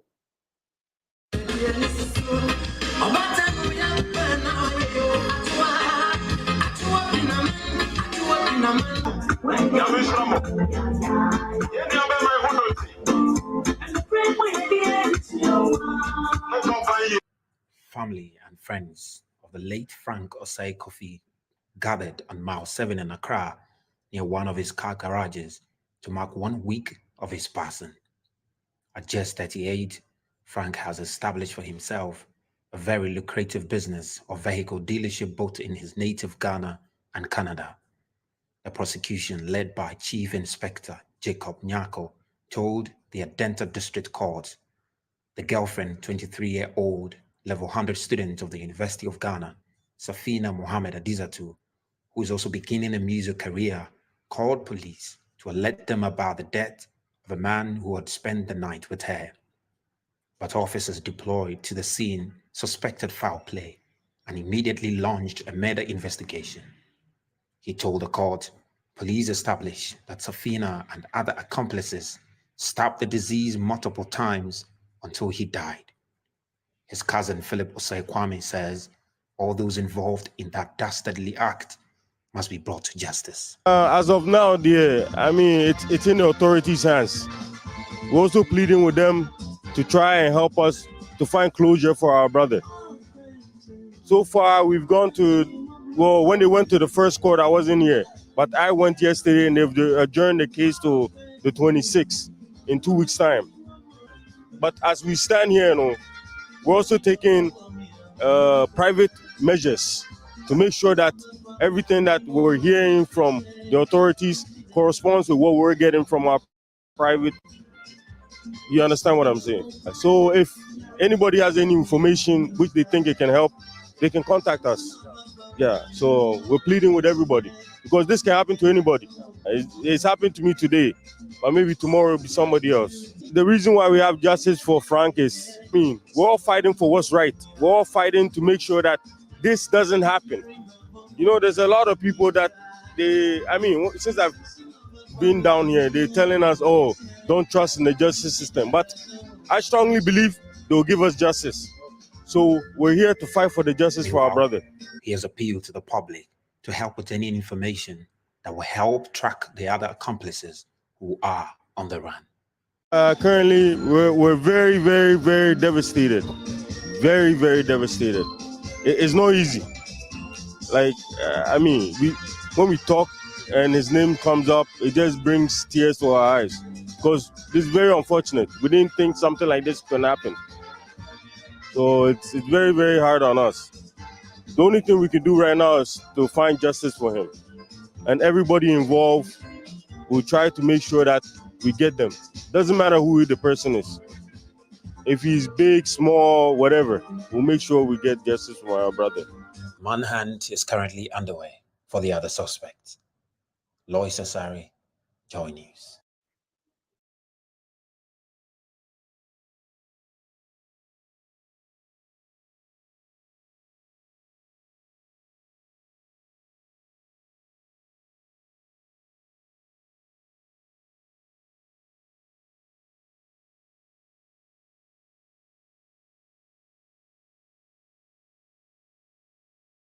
Okay, so clearly they haven't found the other accomplices because, to be honest, like I'll just be honest here. I'll just be honest here. It is really easy to get away with stuff like this in Ghana. It is because it's like, okay, the only reason why they found the girl is because the girl called the cops. So now if the girl doesn't want to say who helped her, those people by this time they're probably in like Togo. They're probably in a completely different which is not funny, but they're probably like the border control. It's so easy. It's so easy to pass borders in these countries. It's so simple. Like you really could just pay the border police and be like, "Hey, I need," like they don't check stuff. So, anyways, I said all of that to say this, right? I said all of that to say this. People here talking about they got scammed $2,000, $3,000. It's like I get it. That's not good. But then if you look at the GDP of the country, that is like $3,000. I can understand why somebody would want to get their annual income from you. Like I could completely understand why somebody would want to do that. It's just too simple. Like this whole my brother thing. Some people just say that because they're just trying to get money from you, but they really don't see you as a brother. And it's not to say that everybody is like that, but I don't know. For me, I just think that human beings are all out for themselves. So it's like there's no point in of trusting anybody. That's the way that I think. Like I don't see people smiling and laughing at me as they actually care about me. Absolutely not. I feel like if a lot of these Western countries were like some African countries, you would see a completely different, like, people here don't do crime not because they're good. They don't do crime because the laws are so strict. DNA has advanced to like amazing levels. It's really hard to get away with murder over here, which is why you don't see as many people committing murder over here. It is not because people are good. take away all the rules, laws, religion, surveillance, CCTV cameras. What's happening over there would happen over here as well. Like the way people just buy land and they don't do any due diligence, and then they get shocked when they got got. The exact same thing would happen here if the system allowed it to, is just what I think. But yeah, I think I'm done with what I wanted to say. Wow, it's almost been 2 hours. Whoa, did not mean to take that long. But I guess I'll go ahead and oh, okay. So I'll go ahead and drop the link if anybody wants to come on and has anything to say. And if not, then we will close the stream.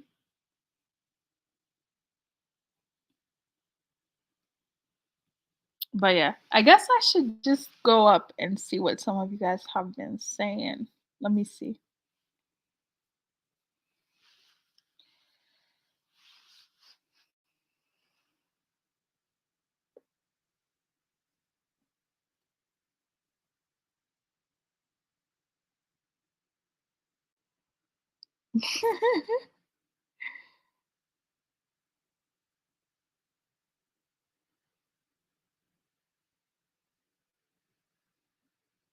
Yeah.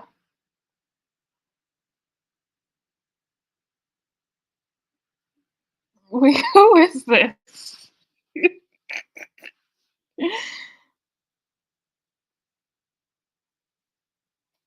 Since Ghana, wait. Since Ghana, I think I know who this is. Since Ghana have open new citizenships, we be having a lot of agents going to Africa and making videos trying to discourage people to visit or move there. I don't know. I don't know about videos. I think that people should just base things off their own experiences. I don't think the videos matter as much as people think, you know? Because if that was the case, if I was to base my opinions of, let's say, a country like Gambia out of the videos I've seen online, I would think it's a really scary place to go to. But, those are just, I feel like some people, when they travel, they don't use common sense. And then, you know, unfortunate things happen to them. I really do think a lot of the things that people experience when they go to different countries is their fault. Like they should have taken better precautions. They should have done more research. Like when I see videos of these guys going to Colombia, and people are robbing them in Colombia, I'm like no offense, but there's no way I'm getting robbed, because I know how people are. I know people's mentality. I know how desperate people could get. I'm not gonna get robbed. I know better. Now, will would I be someone that, you know,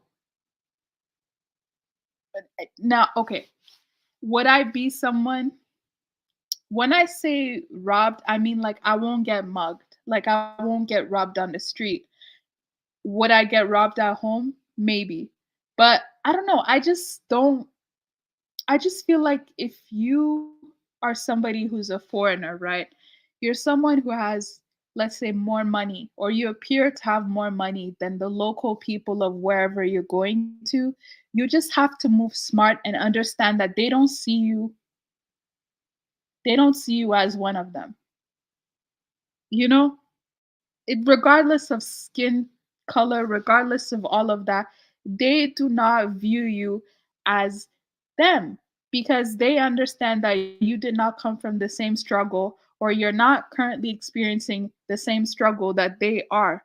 So I just feel like a lot of these things that people are talking about, they're going to different country, they're getting scammed, they're getting robbed. It's like you should just have basic like due diligence, and and that is the inexperience of people not traveling. Like people travel for the first time and they take all these risks, and it's like you should know better. I'm sorry. Like I don't know. I don't know. You know?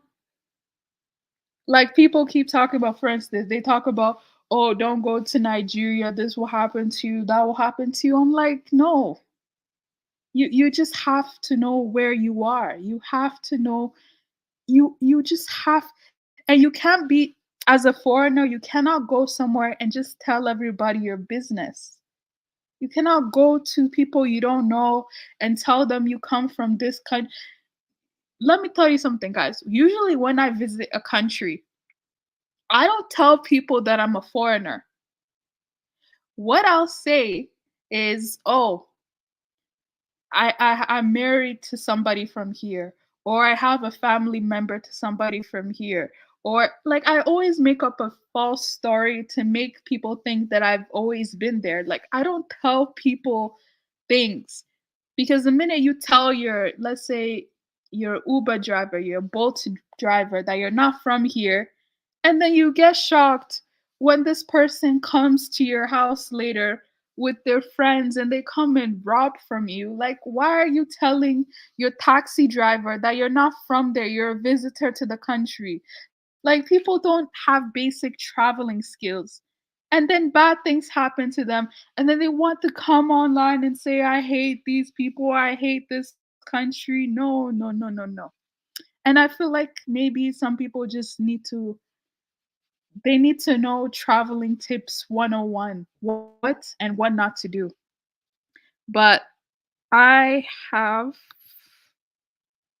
okay, I have Kidola here, so I'm gonna add him to the stream. Yeah, thank you. Yeah. No problem. How are you? Good, good, good, good, good, good. What's going on? Long time. Yeah, I know. the topic, the topic of today is, you see, we other Africans somehow blame Ghana president for inviting people that doesn't have emotions towards Africa. You know what I mean? Let me say, not even Africa, to a place called Ghana, another place. That return, year of return, let me just be honest to you, was a hoax whereby they started insulting Africans heavily. Through that loopholes, those that hate Africans started seeing way to hate Africans. Even those that are even doing tourism to Africa don't really like Africans. I will just be honest to you. They all just do it for money, and that's what they love. They're not builders. These people are not builders. They never build nothing. You know, they don't have how to turn a village to be a city. They have never done it. You know, it was always been done for them by their white masters, but not they themselves doing it. That's why they always like to run to where it's already been developed. Then they start doing comparison. What have they built themselves? Africa built their own things. Every street you see in Ghana, in Nigeria, was a bush, but become a township or a city. East Lagoon was never East Lagoon like that before, but was being built by Africans, not by. Kidola. Hold on, let me speak. Let me speak. Let me You know, speak. with Let me those speak. with those Let me slave calm down. with Let me those slave forts that bring in millions of dollars built by Africans. no slaves. No, let me just be honest. Let me just be honest. You put there's that guy called what's his name again? That so-called passport bro of a guy. He says 20 or 24. What have he? look. Or he's only giving his Hold personal on, opinion. hold on. Let me speak. You That know, guy. if he Guys, thinks the country's like shit, he's telling you the truth. What do you want him to lie on you? I want to see a city. I want to see a city that be built by Black Americans. They own that city. Okay, Monrovia. Forget that Monrovia. What kind of Monrovia? We built Monrovia. We built Liberia. We built Monrovia. While you guys were in the bush, we built Monrovia. You came to What are you Africa. talking about? We built Monrovia ourselves. Every street, every building, every temple, everything in that country city. We built that country. No. Indigenous people were living in huts with spears and whatnot. We built the republic. Are you put that built Ghana? Are you put that built Ghana? No, we didn't say we built Ghana and whatnot. The white man built Ghana. You built Accra. Yo, do you understand? Jamestown was Accra. Accra was Jamestown. It was a European settlement. Same thing with friggin' Lagos, Nigeria. Lagos was nothing but a slave trading port by Portuguese and whatnot. You know, what the hell did you build? You know, what you build? This year of return, this was like a way for those that hate. Yeah, acting all salty, man. You know, kid all act all salty. You let me land. I will give you the floor. You can say your own thing. You just let me land. You know, I will give you the floor. Well, you're sitting there flying on top of the handle. You see. What I'm saying is like, let me land. Hold on. Let me ask you a question. You ask him to stop first. You let me land. I'm still speaking. You just okay. Go ahead, man. I'm gonna give you 1 minute, man. No, you don't need to give me 1 minute. You keep rambling, man. You keep rambling. You're not landing. Let the host, the owner of the channel talk. Okay, can I stop now? I will stop. You understand? Let me land. No, she's too nice to tell you to shut the hell up, man. That's what it is. This is the reason we said look. The guy, that so-called passport bro of a guy, you know, he came to Africa. This guy travels the world, man. Forget that. Let me land, man. You know, I could give you the floor. Go ahead. Go ahead. You know, I'm not going to cut you off. What you see is, if you expect people that I understand they say left 600 years ago or 500 years ago to have emotions to a place that they never knows nothing about, I think Kofi Adu or whatever, he just disturbing. He was just one disturbing himself. I think when he sit in that sitting room, he will watch YouTube. He will understand at his age of almost going towards 80 that wow, maybe I made a mistake. You understand? So wow, I made that big mistake because a lot of things have been happening. A lot of things have been happening. YouTube. Are you finished? What about these people who came? Some of them came as spies. Some of them came as people ready to rubbish Africans. And I think that guy called the passport bro of a guy should go and find his own way somewhere else and rock that place. I don't think he have anything to offer. Are you finished, bro? He's always just trying to do fine, boy. But I'm trying not to talk over anybody myself, but this is tiresome. Please finish, sir. You shut up, Kiddo, for a second. Shut up, Let man. somebody else talk, man. You know? Shit. Yeah, you're running your mouth, man. You normally respect me, man. Are you put that build Banana Island? Are you put that build Accra? Are you put that build Kumasi? Hey, nobody said that. Nobody said that. You know. You put Toronto where you nobody said that. You're mad because you're mad because now. See, like I said, hey, mute this. Black America build the United States. Can you mute this ooga booga? 1 second, you know. Go to Accra. It's been built by mute this ooga booga. You build shit. You know what I'm saying? Yeah, but most of the real estate in Accra, let's be honest with ourselves, are built by foreigners, right? Most hotels K2 are built by foreigners. Let's be honest with ourselves. Foreigners. You know, the Italians, Lebanese, everybody else, Syrians, everybody else. And whatnot. The Africans are underclass in their own country. How many Lebanese in Ghana? How many Lebanese in Ghana to build a whole big Accra? How many Lebanese? Check yourself. Bottom line, you really believe any of those nice buildings and hotels you see there are owned by Ghanaians? Don't you see the marshals? No. Go see the No, marshals. no. Go You see the you gonna marshals tell in you everywhere. Go see the you gonna marshals tell me the shop right? no, You don't know see the the shop marshals right? in don't The see the mall, marshals the mall, oh, the mall of Accra, the the other mall place. of Accra are built by But foreigners and everything like that. It's not built by maintained by Ghanaians. They just people work came as there. a spy and start hating. You know what I'm saying? So the bottom line, just mute yourself and be quiet for a second. You can learn something. You know. First of all, you're angry. You're angry at a young guy, Osman Muhammad, 24 years old. He got full of testosterone. He's traveling the world. All he's interested in girls, party, and everything like that. You know, he was invited to Africa, but I think his first country was Nobody invited him. Kenya. He You invited know, himself. Can I say something real quick on the Austin Hollerman thing? It's kind of really crazy that he has all this smoke for this young black man. Okay, and nobody's saying he's perfect and he hasn't said he's a something kid. stupid. Oh, hold on, let me finish. Nobody said Austin hasn't done anything or said anything stupid. Okay, I can tell you right now, when I was his age, I was like a squad leader in the army. If I cannot tell you how I would have reacted if I had have been his age, like at 21, 22, 23, getting hundreds of thousands of dollars a year into travel. I don't think I could have handled it and have discipline like this young man has. I'm like I said, he's had missteps, but it just really boggles my mind that the man has committed no crimes. He hasn't Right. hurt anybody, and he has not really done anything crazy out of ordinary any other man his age has done. But people And the all bottom around got line, smoke for I this guy. write from it. Check this out. He's a young, very Is with Maya assaulting black Americans? You cut out, Colin. Please say that again. Is with Maya assaulting black Americans? Is with Maya say black Americans are beggar in his own channels?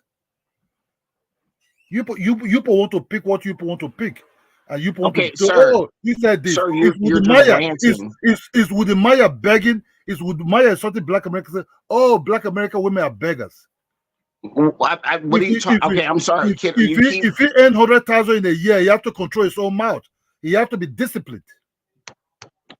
Okay, what are you trying to say? No, you say he earned 100,000 a year and is very disciplined. I said no, he have to check his mouth. Nobody invited him to Ghana. He went to Ghana himself.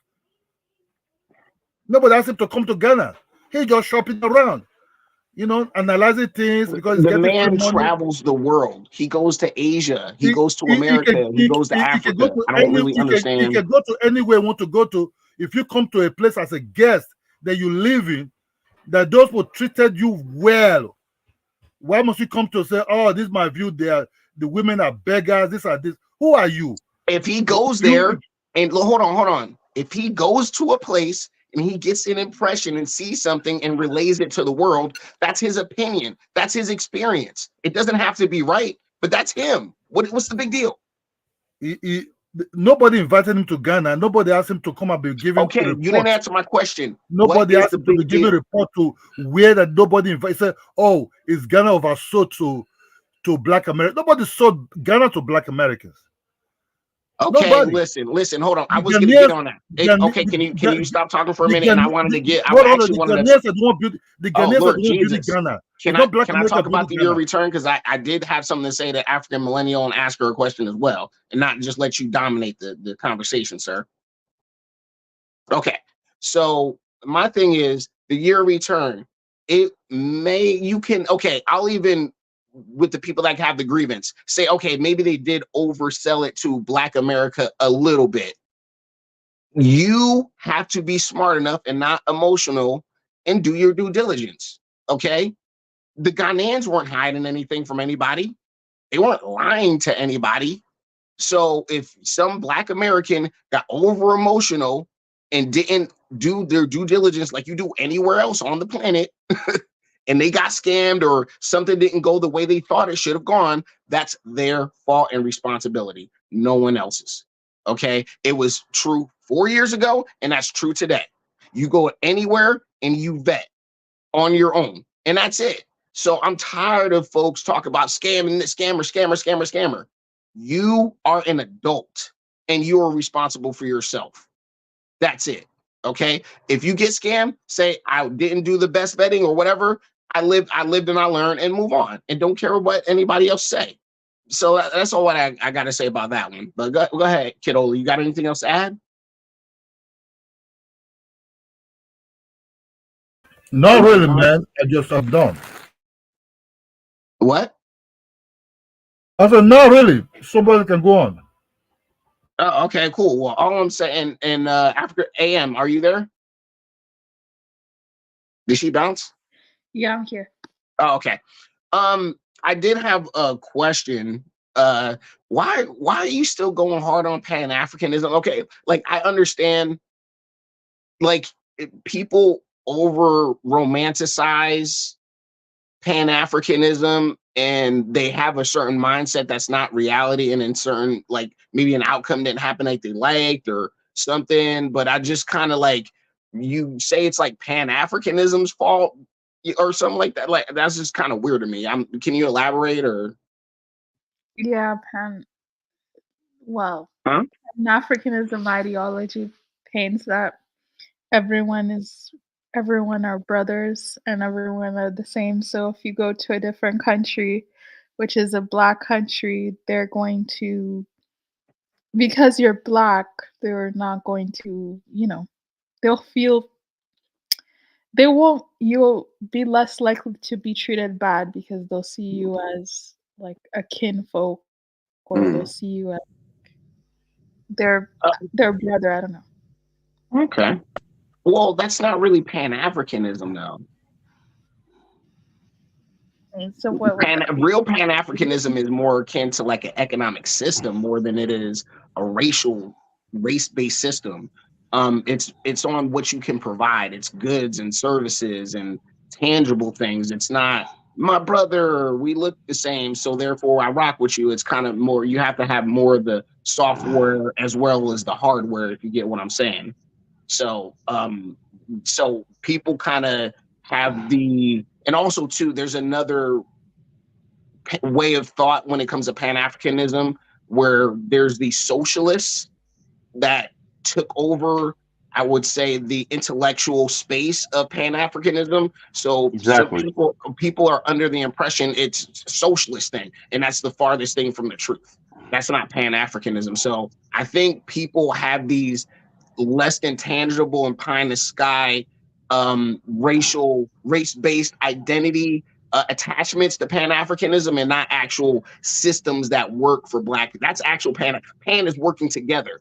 You know what I'm saying? Not you look like me, therefore we work together or something like that. So people unfortunately just don't do any reading when it comes to Pan-Africanism, or at least if you don't do any reading, at least go and listen to the different Pan-Africans on like YouTube alone. Like besides Brandon, there's other guys on YouTube that I listen to, and a whole bunch of them are socialists. So they really believe that if we just live in a commune somewhere, that's how black power is going to be built, and that's like the farthest thing from the truth. So there's a lot of schools of thought, but the one I've found that actually to me is real Pan-Africanism is a economic system more than it is a whatever system. So My ideology of Pan Africanism is based on Black African infrastructure.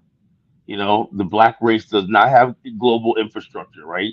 We do nothing ourselves, right? You look at people pride themselves on Aliko Dangote, but almost all his stuff is done offshores. If Aliko Dangote's or Dangote Group was vertically integrated into West Africa, he'd be creating millionaires and billionaires every day. But everything, the logistics of the Dangote Group and most African groups and whatnot are done offshore through remote and everything, and so there's nothing built. There's no supply chains. There's nothing. So without that infrastructure, without Africans being empowered to supply things, to manufacture things, to build things, to store things, and we have the black people. The black race has no global responsibility other than keeping their populations down. You know, think about that. The only thing the world gives Africa, they keep your population under containment. We don't produce any semiconductors, no microchips. We don't produce any ballistics weapons, no spacecraft. We don't produce anything for that the world needs. You know, and then when we say, well, don't we produce bauxite and everything? No, those are Europeans who have their own companies in Africa who extract it and they give us a pittance for it. So with the right now, like I said, we talk about Pan Africa. It's like if we African Americans have a certain mind how we think we can do this, You know, don't shun us out. Don't get mad at a 24-year-old named Austin Holloman who's having a good time. And I think he did a good job showcasing the beauty of Africa. When I saw him with that Rwandan girl, I thought that was just so beautiful. You know, African American young man with a Rwandan chick. You know, something out of a new Hollywood movie. You know, and I'm saying like that, he's going around the world, and you know, who knows? When he turns 30, he might mature one day, and he might get a high place job in Africa and really do his thing because he definitely has leadership quality. So why besmirch a young man who's having a good time right now? You know, he's like a Camelot. Like a prince. You know, and so and Um, so the al- women Africa al- love al- him. You know, Also, one thing, two things. The Austin Holloman thing, real quick. It's just like he's a healthy, upstanding man that's not sagging his pants. He right? has a healthy attitude on how he treats different people, not just black people, other black people, but he treats other people with respect. He doesn't go around. I think in his early days, he probably said questionable things about girls and like Asia and stuff like that. But all in all, he goes out on dates with women. He just shows everything.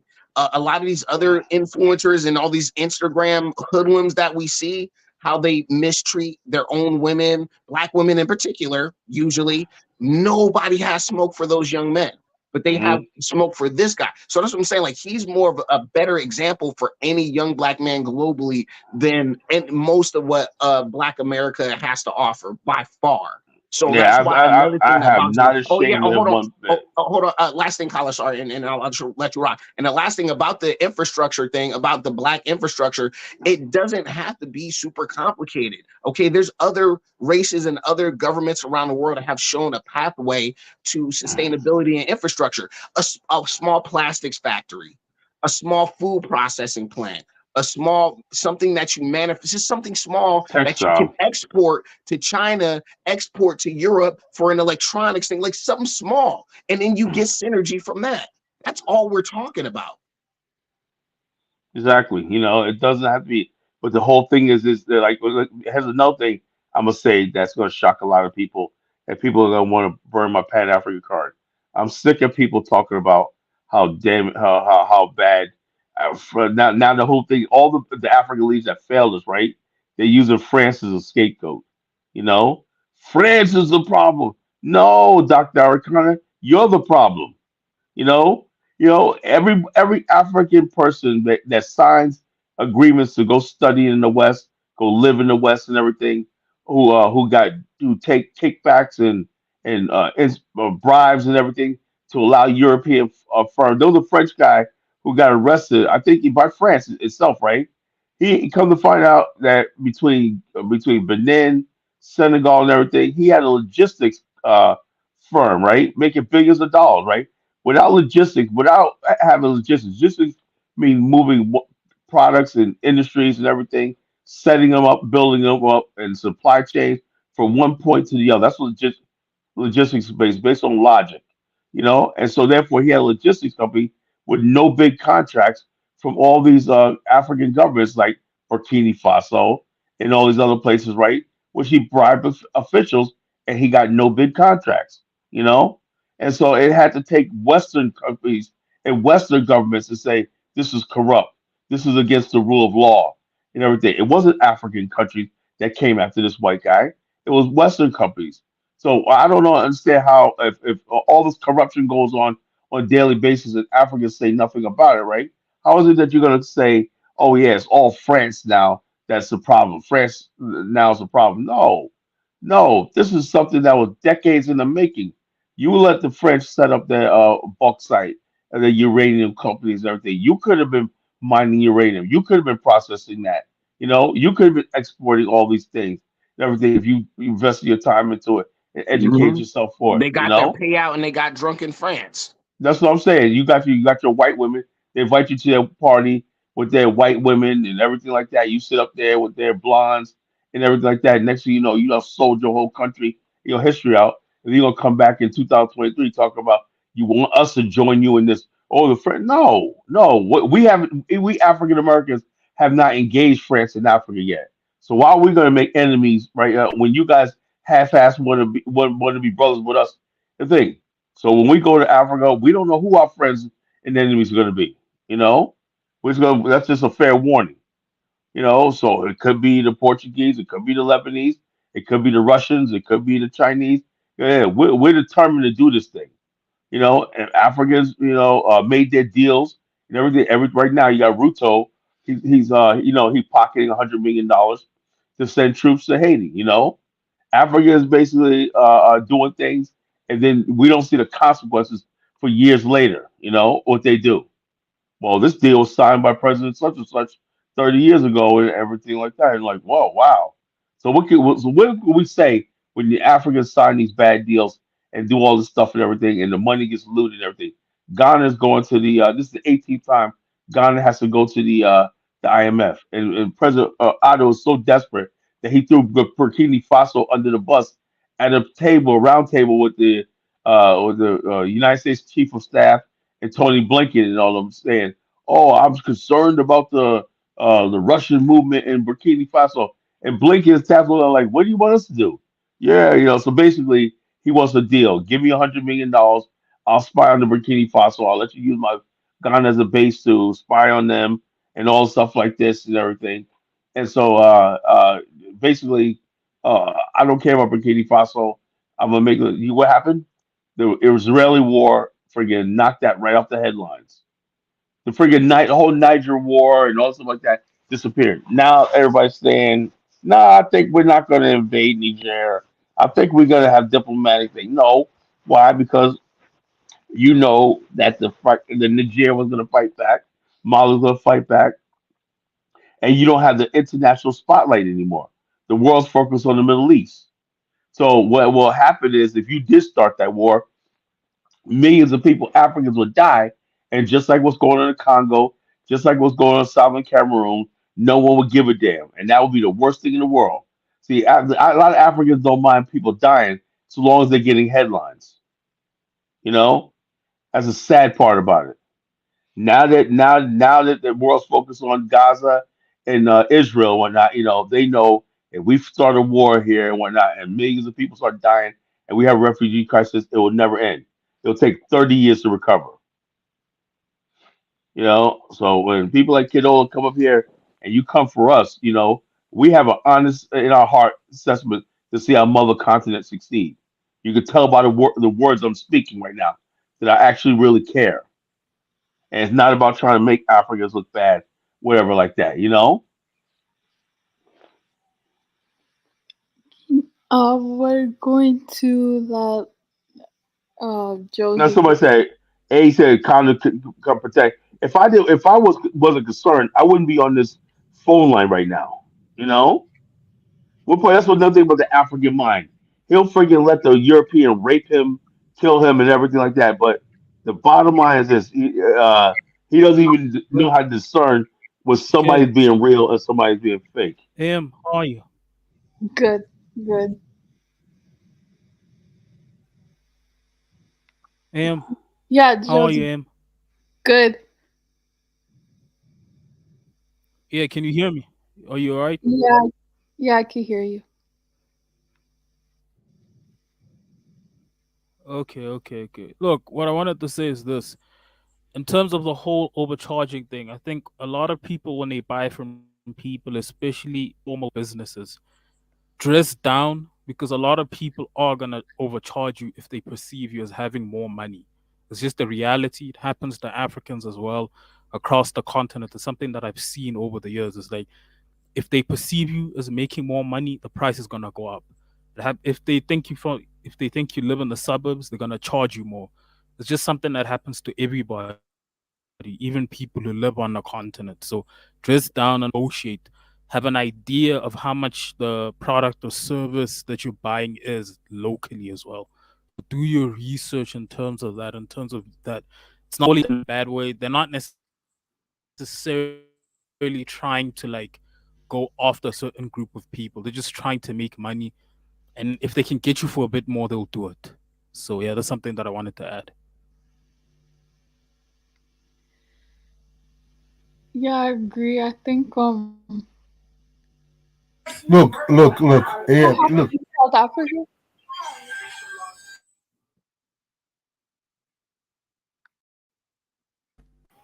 Josie, does What that else? happen Hello? in South Africa? Did you say something? Yeah, I was asking, does that happen in South Africa? Well, it depends where you buy it from. Hmm. Yeah, it does. If you're buying from an informal business, let's say a guy like a loan mechanic, he might charge you more, see whatever he can get from you, depending on where you buy from, and especially like informal businesses and some markets, like lower end markets. So if they perceive you as having a bit more money, they might try to get you for more. So let's say you wanna like a live chick, for example. If chickens cost, let's say 100 rand, if they think you make a bit more money, you might try to charge you like 400 rand. Things the suburbs, let's say someone like myself, like he might even go up to like 500 rand because he thinks I have more money, and especially not and how much things cost over there. And if you're not from the country, like let's say you're a foreigner, even if you're from a neighboring country, and you dressed well, you show up in a nice car, they're gonna charge you more. So always keep that in mind, is that in some businesses, especially informal businesses, where they don't have like prices written, they kind of like tell you, hey, look, this is how much this thing costs. They're gonna try get you for what they can get you for. It does happen in the informal sector. So yeah. So you're right.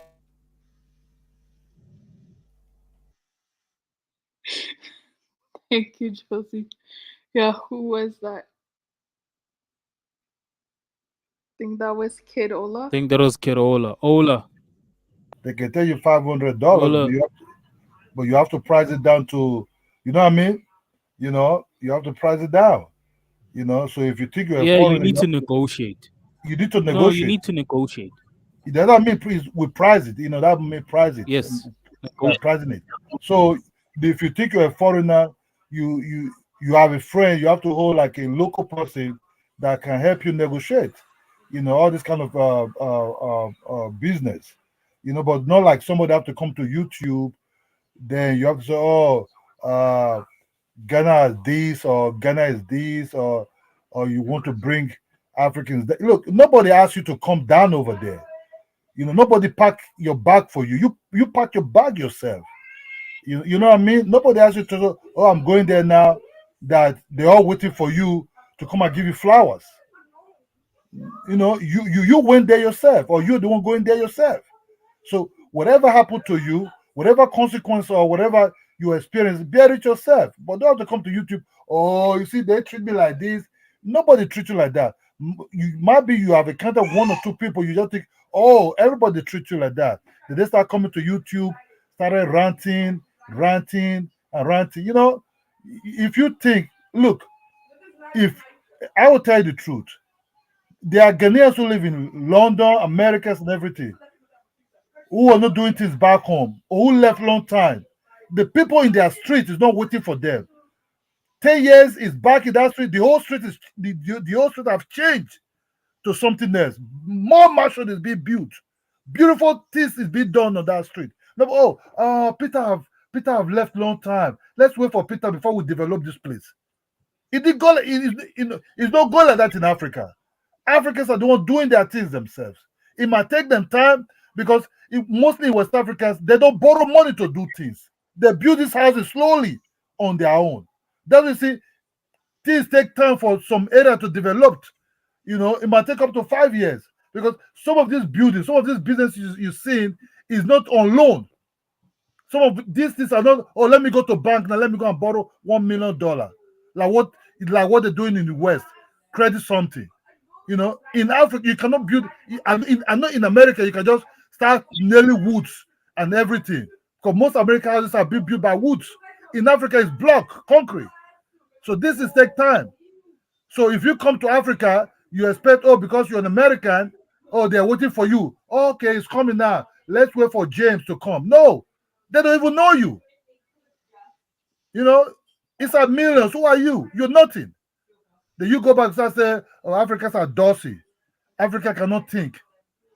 Okay, they can't think, or you're the architect helping them to build their houses and plan their business. You live on credit loan. They don't live on credit loan. They struggle. They make their business themselves. Then because you earn some money, you wear short Hey, knicker, Kinola, do you understand? flying around. Kinola, let me ask you a question, right? Do you understand how finance and business actually works? It I'm works through telling you credit, that everything. forget that your American, You know, hey, hold on. forget that your American credit system. You wonder Forget why that Africa forget that your American credit has no system. banks and no currency and everything because in order for you to make money, right, money has to be lent out, right, and then it has to accrue interest and then it lent out again, everything like that. Sometimes you can lend out money before it's even earned, right? That's why the West and the Asian people have all the money that you got to borrow every year to keep your economy going. You know, you don't want to do that. You don't want to have domestic credit markets. You Is don't want to do all Ghana the stuff like this. do you think any country will borrow you money if you have nothing to offer?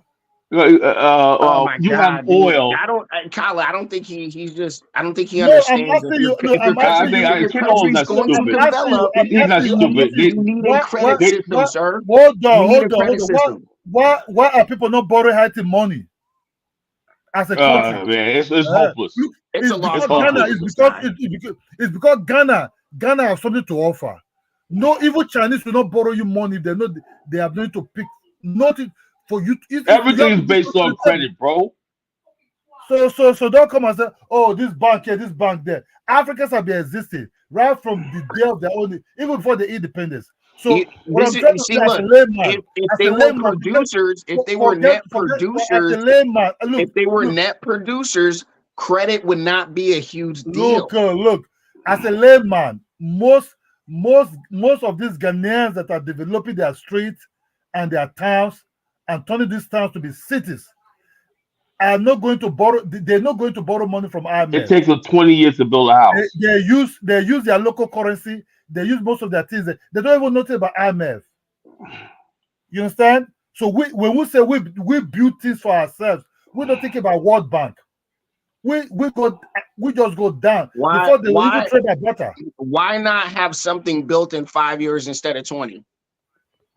You see, that is the American system. That's what I said is the system. The system you want to look. Africans have It's the not way they this. do things themselves. What So about equity? What about equity and leverage? You cannot come and say, "Oh, Liquidity and equity. why you build this Look, house for 20 years?" Look, hold on. We're talking about shit that's like been used in like the 1700s. Like we're not talking about super advanced economics here. Okay, dealing with the banking Adam system. Smith. All right, man, hold up. Adam Smith's The Wealth of Nations. Africans have never read that book, The Wealth of Nations. We Africans don't know anything about your own system. We know about our own system. It's No, just like we talk about what hold works. on. We're not talking about what's better. No, we're not saying we're not even bringing race into it, sir. We're not bringing race into it. We're talking, sir. We're not bringing race into it. We're talking about what actually works on the international system. That's it. It's not what we want. It's what actually happens. No, nothing traditional. You see, I've seen you people houses. Why you people houses are like crumble? It's because you people build houses with woods, a lot with woods. All the board. When I hear someone say, "Oh, I just blow," hold on. Look, that your wall over there. Go and hit it. If that one would not be, Yeah, we have things called inspections and stuff like that. Appraiser inspections. You know what a house has to go through before you get a mortgage over here?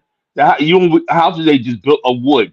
You know, so houses are built to last forever over here because we have banks backing up, we have insurance companies backing up.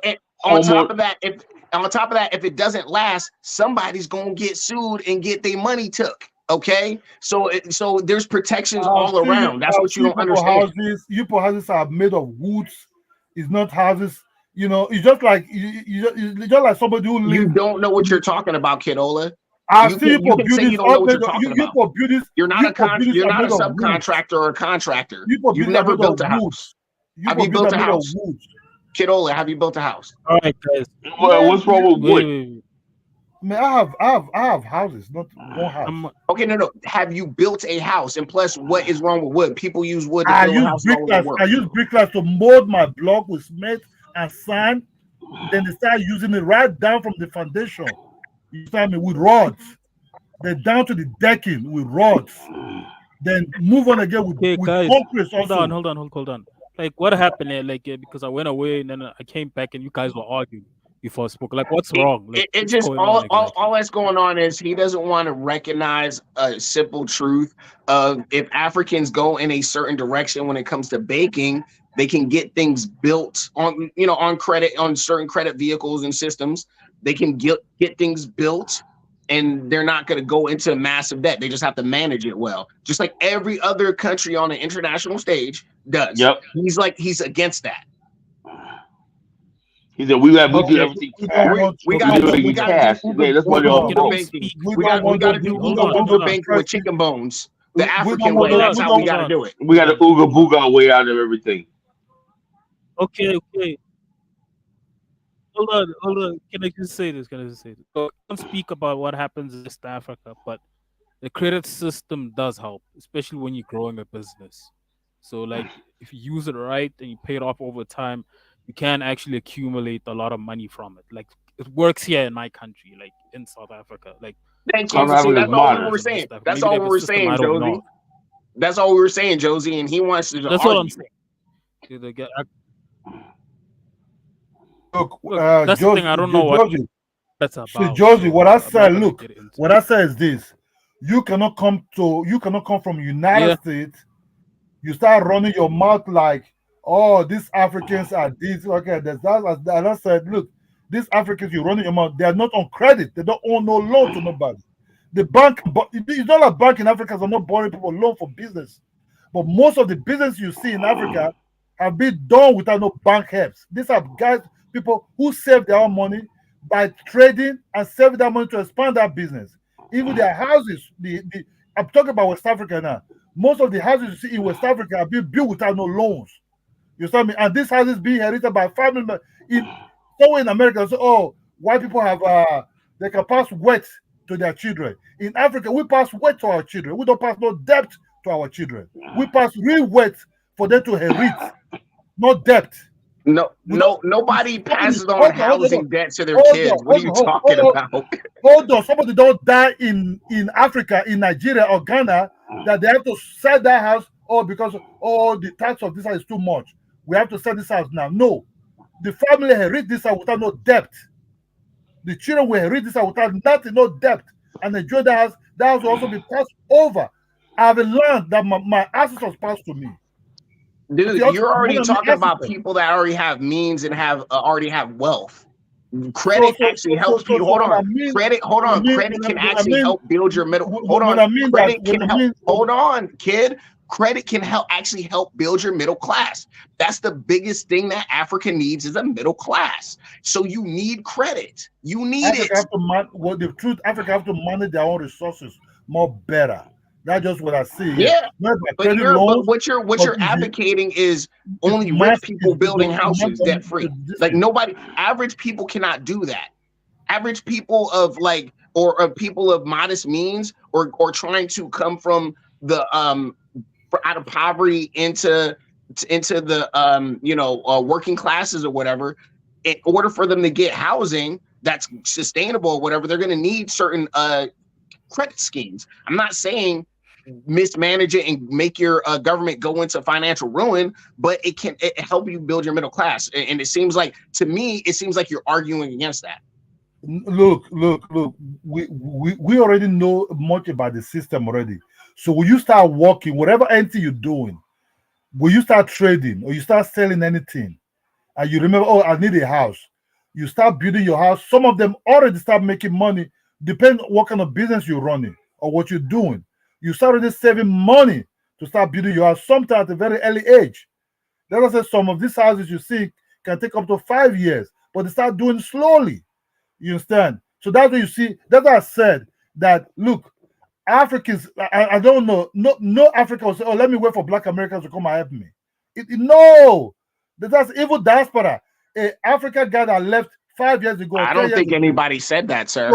So 5 I think years you ago, keep 10 years saying ago, that. it's not You waiting- keep saying that, but nobody said that. What I'm telling you right now that Nobody, I don't think what any I'm black, telling I'm sorry, you, no because black American I've heard said they're going to go back to Africa and be the savior. Kid Ola, I have not heard a black American say, I'm going back to Africa and I'm going to be the savior. That's some shit white people say. Oh man, a lot of them are saying, I'm going to help Africa. Okay, that's I'm going to different. help No, that's Africa. different. See, you changing words around. No, See, what do you mean by I'm going to help Africa? How can you help that's a whole? not the How can same you as help? How talking can about you help? being a How can savior. you help? How Hold can you on, help a whole people? Kid Ola. That is not the same as saying talking about you're gonna be the savior of Africa. Saying you want to help out is way different from acting like you're the savior. So don't do How that. can you help? What can, do you know how He big would the not have United no problem. He would not have no problem if when white people say it. They'll say it all the time. We're going to help the starving people in Africa.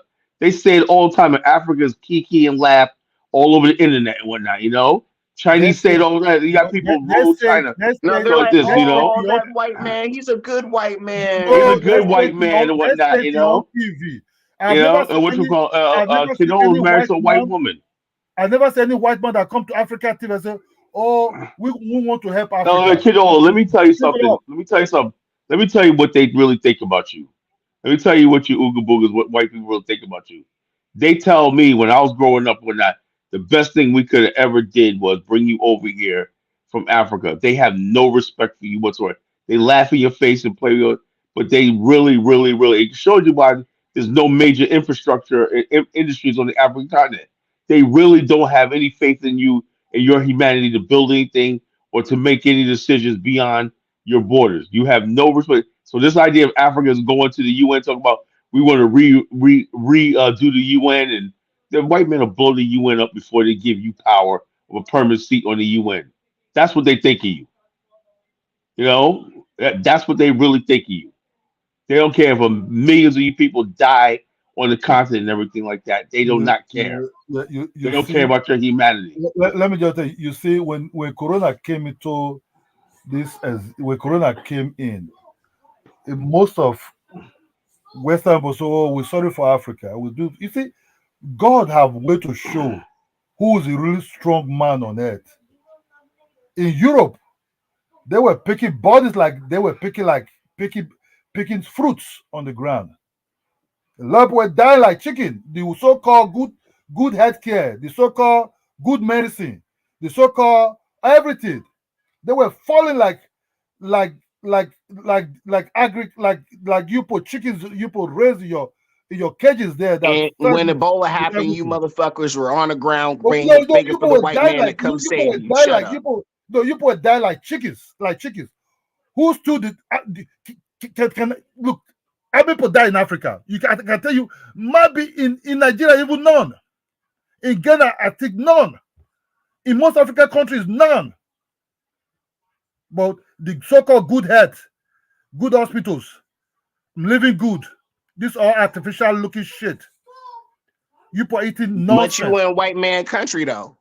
No, you are eating You nonsense. in the white man country though. No, you are just eating nonsense.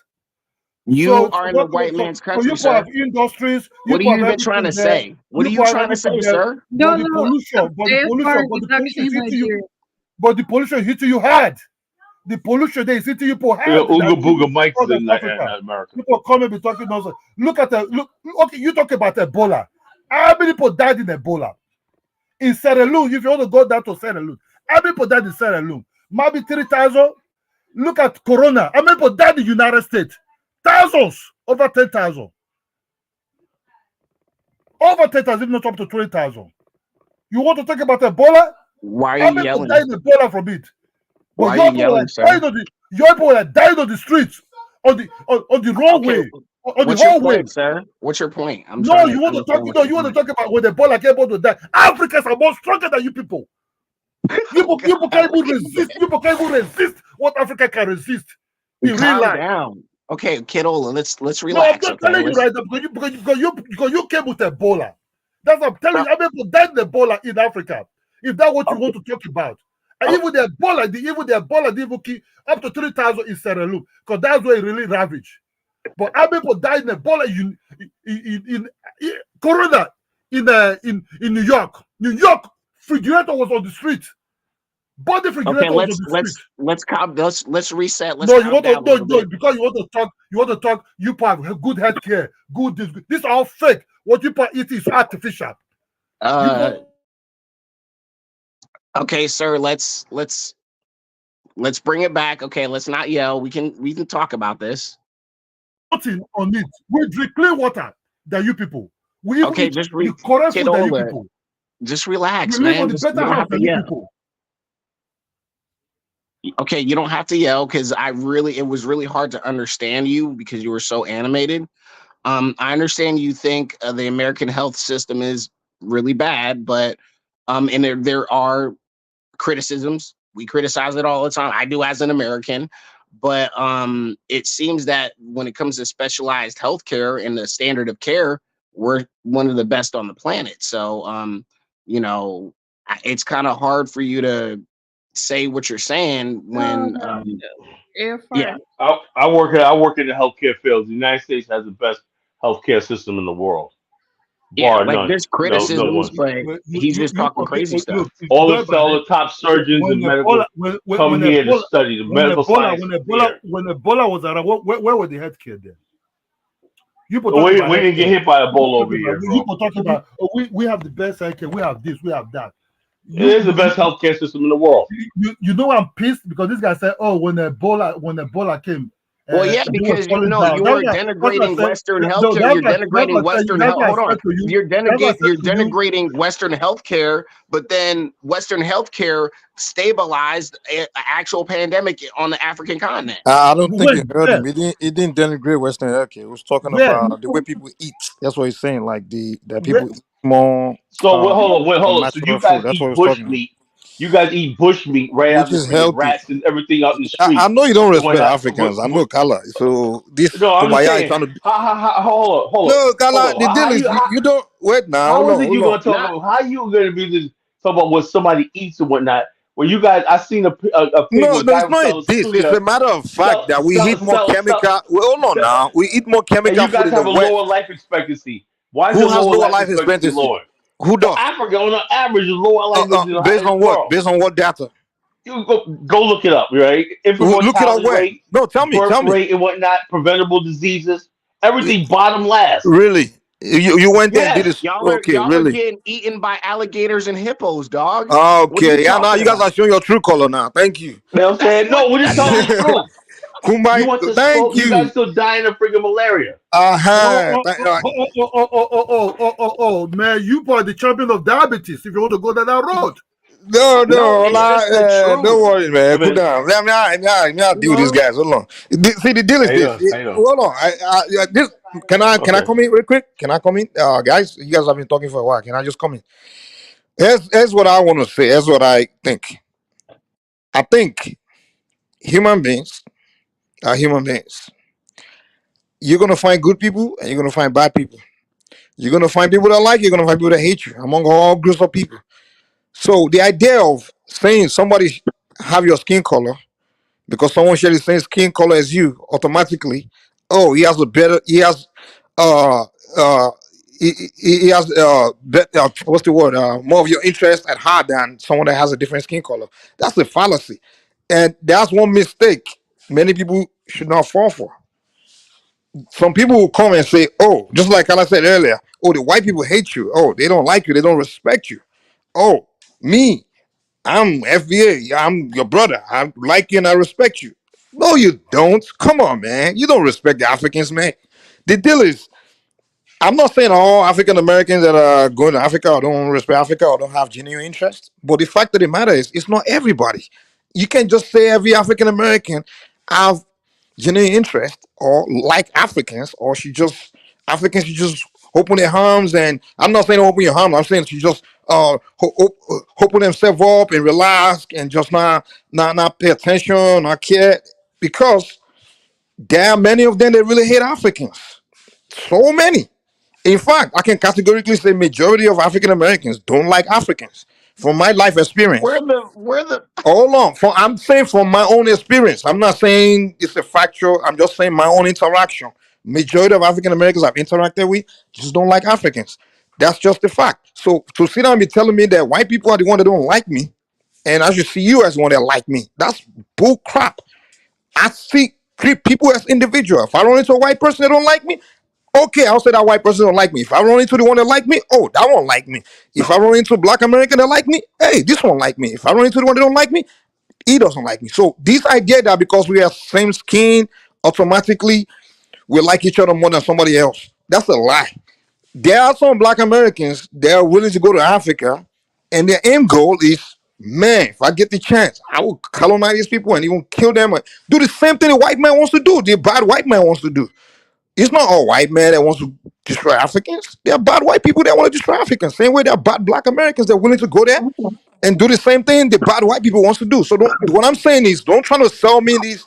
We are black and automatically let's kumbaya. Kala, I know you. You don't respect Africans, and it comes out of you quick. Just like right now. Oh, you guys Bushman. You guys are the hatred is in you.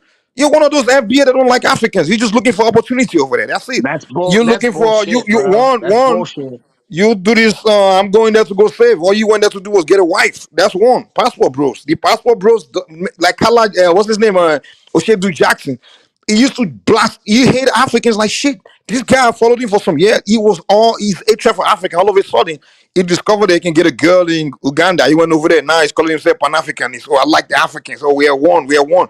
Dude, I'm not dumb. Some people may be dumb to fall for that. The president of Ghana can be dumb to fall for that, but not me. I'm not falling for that shit. What So if his understanding changed? What if his understanding changed, Mike? understanding, bros. People don't just change, man. Because No, I can people say don't 3 change. years ago, 3 years ago, I wasn't a People, Pan African. bros. If 3 you years have ago, bigotry, you 3 don't years change ago, like I that. was not a Pan African. People's change. I'm 40 years old. He's 22, 23. Who, bros? The fact of the matter is, I'm not saying someone cannot change, but what I'm telling you is, we have to be careful who is presenting crap in front of us, trying to show us, all this superficial crap. That's what I'm saying. I'm warning people. Don't let someone deceive you that because their skin is the same as yours, oh, they care about you or they like you no. Some people Well, are I fake, explained that earlier, Mike. I did. Not and that's the trying not fact to of the cut you matter. off. So, and trying to Not tell cutting you me, off, but Kala coming to tell us that we should hate white people like him. Bullshit. Kala have more hatred for Africans than my close white friends. I'm telling you. So don't come here Khaled with doesn't this. hate white people. He don't hate Africans. He literally. Kala does not respect Listen, Africans. No, he Listen, bros. hold on. I've never met Khaled, but I know he's more of a content and character man. Of course, Kala, he would give no, difference. if you want to colonize people, Hold on, Mike. yeah. Hold on. He would give difference to Africans, but he's more of a content and character. If you're a piece of crap, you're a piece of crap. He's a pretty good discerner of that. Am I right, Bro, Khaled? stop kissing his ass, man. Let him speak for himself, man. Listen, I mean, he may not hate African, but Kala doesn't respect Africans, and his desire is, oh, if I get a That's chance, not why the hell would he go to Here's the deal. Africa? Here's the deal. I see Kala is a white man in black skin. Kala see African from the lens of a white Eurocentric, from a white man's lens. His understanding of Africa is he doesn't. I think he should Okay. go live there for some Are time. you done with the personal attack, sir? Hey, Mike, are you done with Kala's the view of personal Africa is attack? very stereotypical, let somebody talk? extremely stereotypical. Are you gonna let me talk? Hold on, you Are talk. you Let gonna me. let me talk? Let Mike speak. You gonna let me Mike is talk? speaking the same language like you people. So that Hold it on, doesn't you know Khaled, more don't about go me. down to his than level. Kala's view of Khaled. Africa is very Mike is speaking the same stereotypical. language like you people. Let it speak. Let Mike speak. No, but I'm just saying, Khaled, don't go down to his level. Don't go down to his Yeah, level. no, Mike's a piece of garbage. No, Kala's view. I'm just saying fact. I'm not here. I'm not insulting anyone or going down on any low. I'm not going low. You're a I'm piece just of garbage. expressing.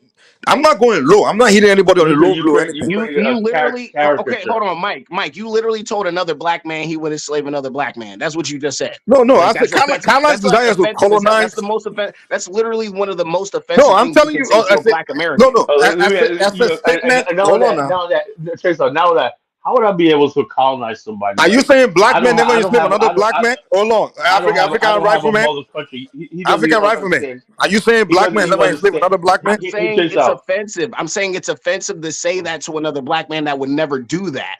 Really? How do you know? This guy, Whatever. man, Mike is. These guys are lost. So you grew up with Kala. You know, you lived with Kala before, right? You know Kala very well. Besides the online, maybe you can. Listen. Some of you guys. Okay. Kala, go ahead and cook yourself. Respond. I'm saying some of you guys are just so full of hate and so full of that you project. What you're doing is you're projecting yourself onto me. First of all, I don't hate white people, right? I have business partners and everything is white. I recognize there is white and there's black in this world, right? And there's a line of demarcation, like W.E.B. Du Bois said. No matter what, it's called having a black consciousness. That when I go into a room and everything like that, when white people are in the room, we can have a conversation about sports, business, everything like that. But when it really comes down to it, right? When the black people get together, the white person walks out of the room. Hey, he didn't tell you this, but that's called having a black consciousness. Every black person in America knows how to play the game. That's how we survived and got so far so in America. That's why we're the only minority that produced billionaires in America. Black America. The only one. Name me one billionaire There we that's go with the non-African bragging American. thing. I'm not bragging. I'm just telling you why you do that, because these people don't know how to deal with white people. They don't know how to deal with white people. A black man can go with where's your Robert Smiths in America? We produced the world's first black billionaire, Reginald Lewis, 1987. How do you do that? Say it again. The world first black billionaire World's first black billionaire. If you were educated, in if you read a book 1987 yeah, Reginald Lewis. in the world or in America? In the world. In the world in A 1980. So real, the first black man real, to be a billionaire real, was in real Wall Street, 1987. a But we real having Wall billionaires in Street. Nigeria since when? Oh, In Africa since when? no. I'm talking about legitimate billionaire. Legitimate I ain't talking billionaire. about. I'm not talking about What's somebody. the legitimate the billionaire? white man Oh, minted so all the billionaires other in billionaires in Nigeria Africa, when they they stole the I'm not money. talking about being a lackey of the white man. The right white now. man minted y'all as billionaires one day because That's he where it gave you goes, man. control of parts The of the Black banking American system, supremacy and thing. bam, That's there it's were all about. It's Nigerian all about. billionaires It's overnight. all about establishing Black American supremacy. That's what this is all about. This is And we don't. Pan-African And we shit. don't. It's not. It's the Carla, truth. Carla, this is what you want to do. And we You want us to can't. come And we can't together even verify. and you can We put can't even yourself on verify top. that these That's what you people want. really. You listen. You want us to come together and put the Black Americans on top. I don't No, want no I'm put. not coming I'm together not with asking you. to come together with you. Bros, I'm I'm not. not I'm doing not coming Pan-African together with with you you. if you already think you're Oh, I'm superior not to coming. me. I'm not coming together with you, because I You don't want no think dusty ass Nigerians with you me. believe you are superior to other black I people know because I you're don't Black believe we're American. superior. I do not believe That's that. your mentality. That's what Oh, I get from everything we discuss. Oh, we are the best. We're Mike, the black hold on, superior. Mike. Can I say something real quick? We're the first Can I black say this. something real quick, We're Mike? this. Oh, we Mike, can. hold on, And you put on Mike, sir. propaganda. You can. Sir, Oh, go ahead. Go ahead.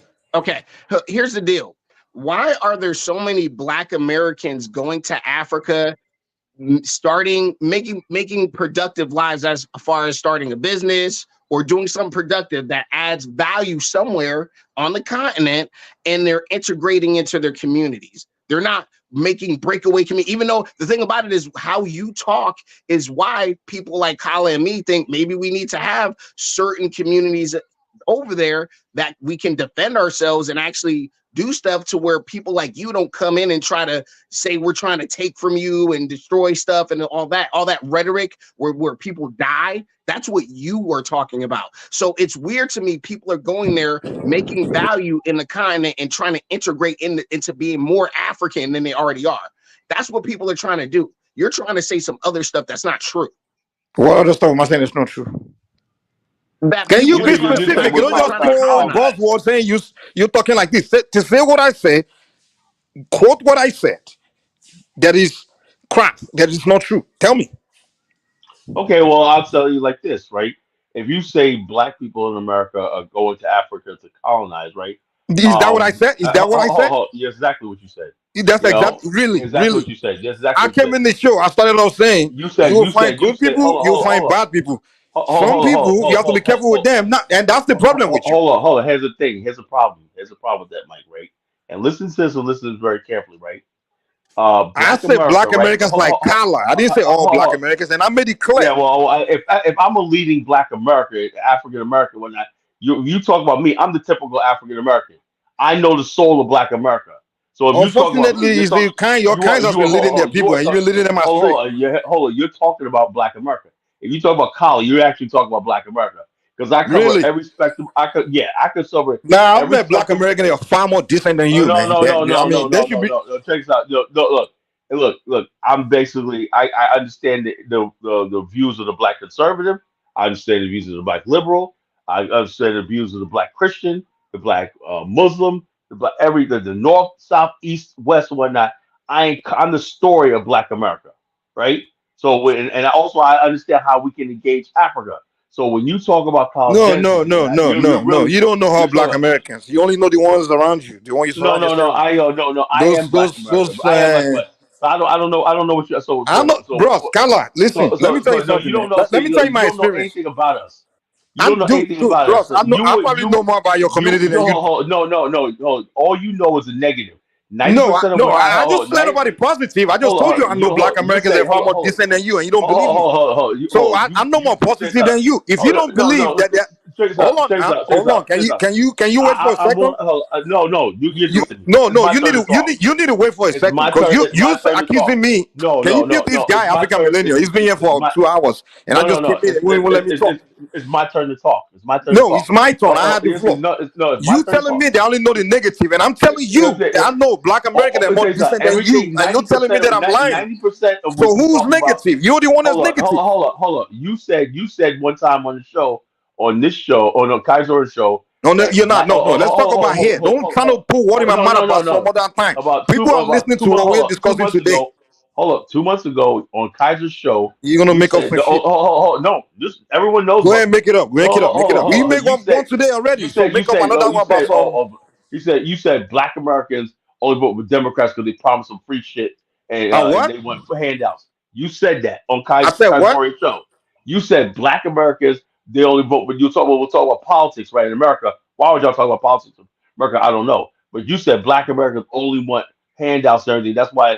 I said that. Now you're lying. Yes, you put water in people's mouth. Yes, maybe I'll start putting water in your mouth too, so you can know how you feel. Yes, you said that. Yes, you said that. You're a liar, man. Okay, whatever. Okay, whatever. You said that. You said that. Okay. I said you're that. A liar. Okay, whatever. You're a liar at that. Okay, let's focus on. Okay, dude. So I'm not here to. Okay. Let's take your word that. Okay, You said that. You're a liar. But I'm not here to claim. But at the same time, I'm not here to try to tell you, let's get together, let's be kumbaya shit. You don't respect me, I don't respect you. How about you stay in your place and stay? Don't come out. If you don't respect me, you don't respect my people. Don't come here and be trying to trick us to be doing kumbaya with you, trying to tell us you're coming to build us and you want to build some black in my Wakanda. Bullshit. Stop lying, dude. You have no respect. I can get white girls. I can get white girls. You tell Nigerians, bro. Let me tell you, all the white girls. You get African millennial. Are you controlling this show, man? Can we talk one at a time? I mean, this guy here do you have a white girlfriend or wife? Do you have a white girlfriend or wife? See? Oh, okay. See, exactly. That's what we're talking about. Racism. Yeah, because you do. Racism. You have white girlfriend. You guys are. I don't know, man. It's just your mentality. Actually, my girlfriend's not white. Let me tell you something. See, here's the deal. Here's what I learned. Hey, allow me to talk, please. Here's what I learned since my years living in America, right? You have these Black Americans that be doing this conscious thing, telling you, hey, we trying to build Black conscious. Hey, stay away from those whites. We don't do whites here. We don't do that. Wait, let me land. I'm telling you, bro. Can I talk, man? Can I talk? I didn't mention your name. I didn't say you. I didn't mention your name. Can I just make my line? No, but you're talking about us, man. We're not. I didn't say all of you. I said they are these. Oh, bro, can you, if you listen, I said they are these kind of Black Americans. These kind of Black Americans. No, I didn't say all Black Americans. Please, this category of Black Americans, they will be telling you, hey, let's do this Black consciousness, this, Black that, trying to draw a line. Hey, don't rock with this white, don't deal with Asians, just deal with the Black. And then what I found out was the same Black would be the one who's trying to shoot me. You understand? They're the one that willing to take my life quicker than even the white man they're telling me to stay away from. How many times have I interacted with Black Americans that have threatened to take my life? They're the one that willing to kill you, destroy you, call you, express most hatred towards you. And they'll be the first to tell you, hey, let's do black bullshit. And I can sit through them. Like, it's just bullshit, man. Let's stop this capping stuff. If you want to build something, go and build it. Let's say it. It's not by talking and trying to trick people to come rock with you because your skin is black. I know a lot of them. Someone like Kala who probably ready to kill me before a white man would try to. You know? And Mike, in America, you can ask Kala, but I want to separate from those blacks. I've been trying to do that my whole life. So go ahead. Yeah. So the bottom line, what it is that Mike is when he sees is this comes from when you're not around. I don't know where he lives, whatever like that. Right? I'm around people like Kala. I know those kind of people. You're one of them, Kala. I'm around professional black people. I'm around professional black people. Yo, look, I run a real business. I can put my website up and everything like that. You don't respect other blacks, man. You're one of those Black Americans. You don't have respect for other blacks. Your goal is no, it's not that. You're an opportunist. That's what you are, opportunist. I know a lot of Black Americans like you do.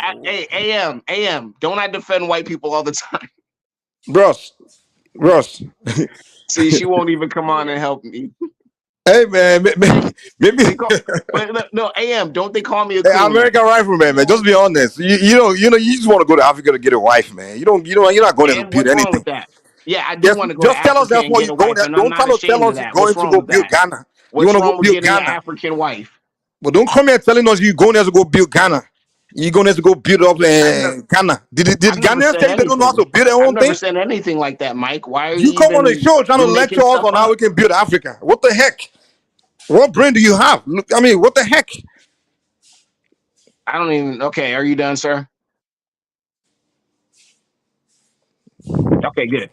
So, like I said, young black men, if you want a fine black woman, get your passport and go to Africa, and don't let anybody shame you. Get the All right, finest, all right. youngest, That's what you're blackest doing girl too. you can Passport get in bro. Africa, within obviously be legal. So I don't want anybody to say I'm trying to advocate anything. I'm not. So you always have to put a disclaimer out there or whatever.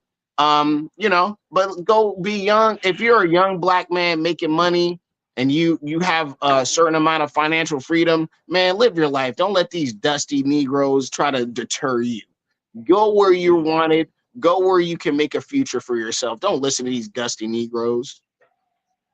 Well, if that's what you want to do, Exactly. just be upfront with it. But don't come here and be trying to lecture us about other things. Trying to I ain't tell us, lecturing. I'm just telling the I want to truth. go to Africa to go build Ghana. Listen. Just say I you want to wish go there I and get a had wife. another black. And we'll Listen, give you the I respect. literally, I wish that I had another black man come to me when I was 23. Do you Say, have the means to build you Africa? got Why your do you pass. No, come on hold the on, show to hold on. tell us you're going to build They Africa? said, I wish another older black man would have came to me when I was 23 and said, "Good, AFR, you got your passport. Go to Africa. This is what I know about it. But when Let you me were take you up 23, under you were my. busy. I wish I When you were had that. I 23, what were wish you I doing? had that.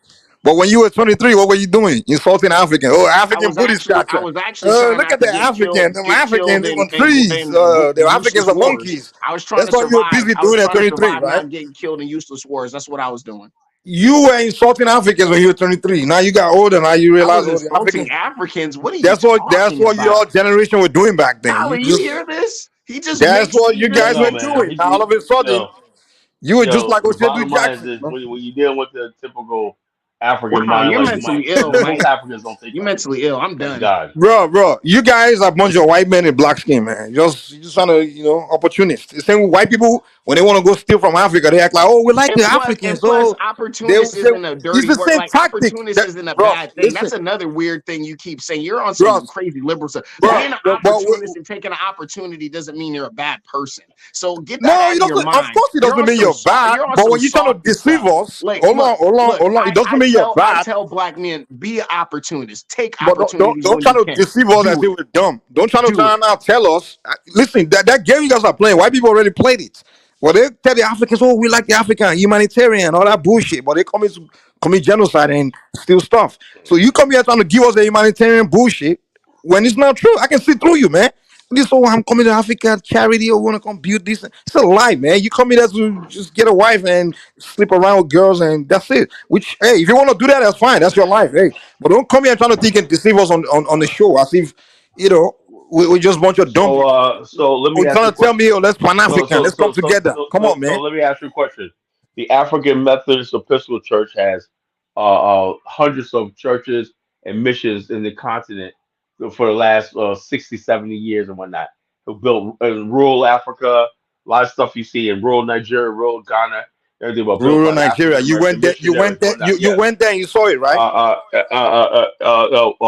Really, Yes. You know what I'm the saying? church is built in Nigeria, right? You went there and saw it, right? You've been to Nigeria, right? Rural Africa, the African Africa is Methodist a Episcopal. So country, I don't know right? about Nigeria. Africa is a country. Let me scratch. You're not I making don't know, sense, not sure Gala. about You're that. not making But sense. Africa is not a country. bottom line is what I'm saying is this: It's a continent.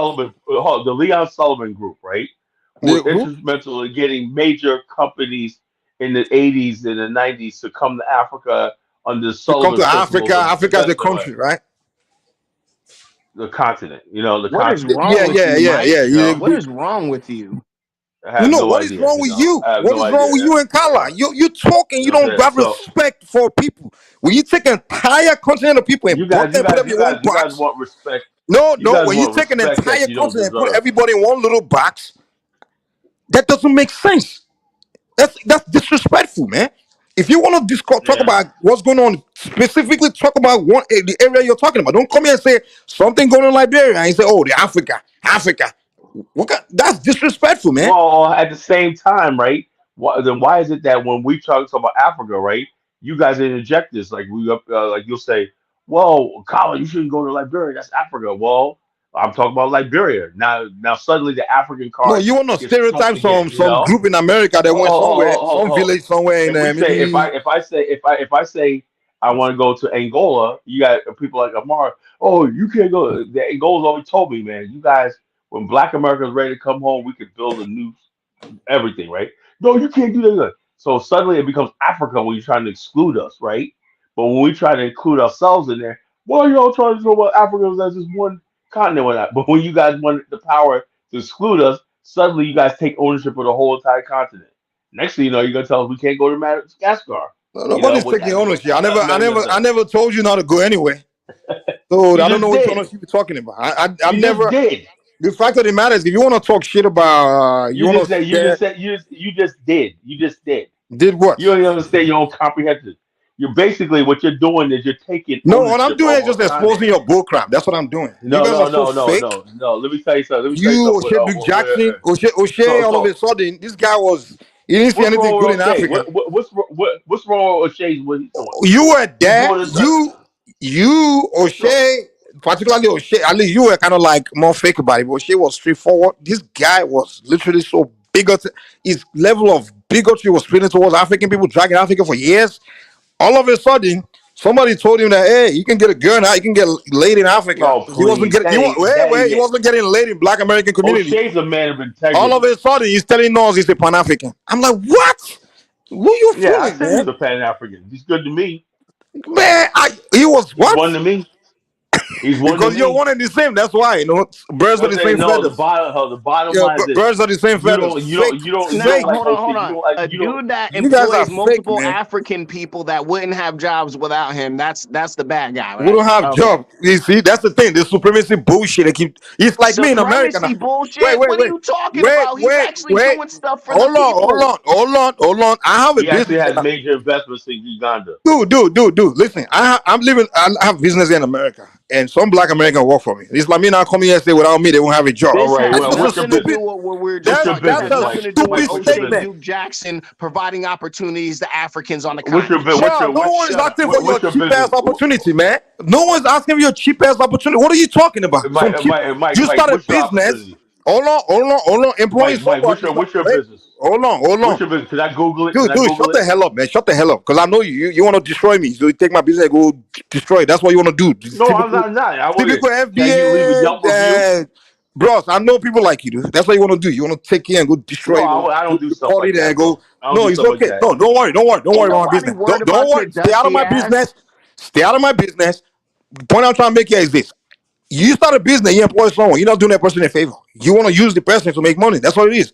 It's a mutual benefit. So don't say, I'm there, I employ somebody. Oh, I'm doing them a favor. I'm building. Get the fuck out of here, man. Are you serious? That's a very insulting statement to make. Say because you went there to make money, you hire someone to help you, and now you're saying you're helping. It's like me you saying you're building. It's like me in America because I employ Black American. Now coming here and telling you I'm the one building Black America. What kind of? That's a stupid statement to make, man.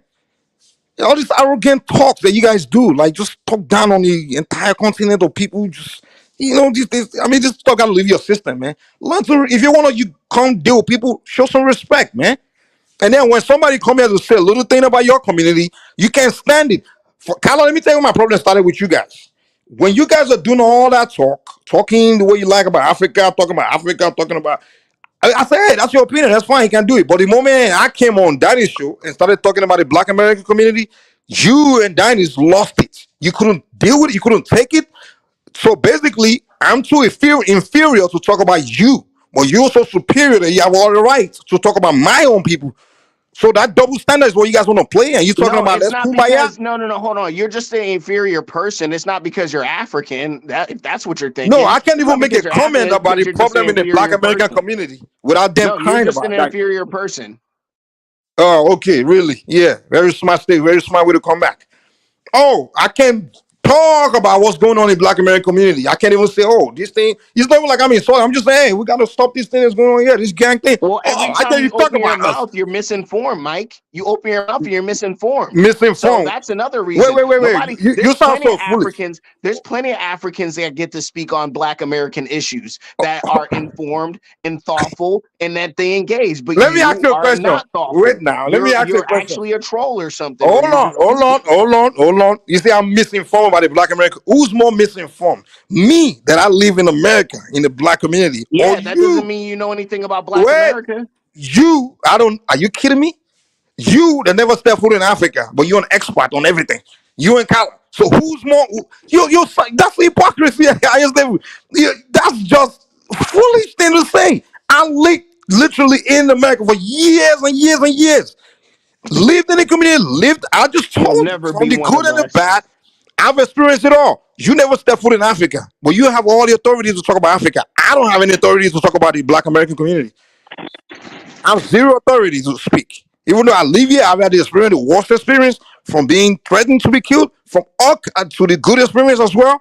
I've had all the experience. I can't even say anything about it. Even the things that affect me in America, I can't talk anything about Black America because I'm too. You're an African. You don't have your authority. You're beneath us. But we, the Black Americans, we can sit and talk about Africa all day. Tell them how they are dusty. Tell them how we can build them up. You know that superiority shit, dude. Don't bring Pan African bullshit kumbaya with me if you want to play that game, dude. Because you're not superior to me. That's a fact, and I'm not superior to anyone.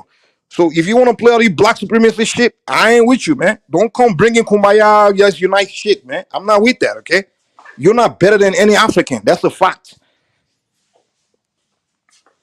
and I'll leave you guys with that.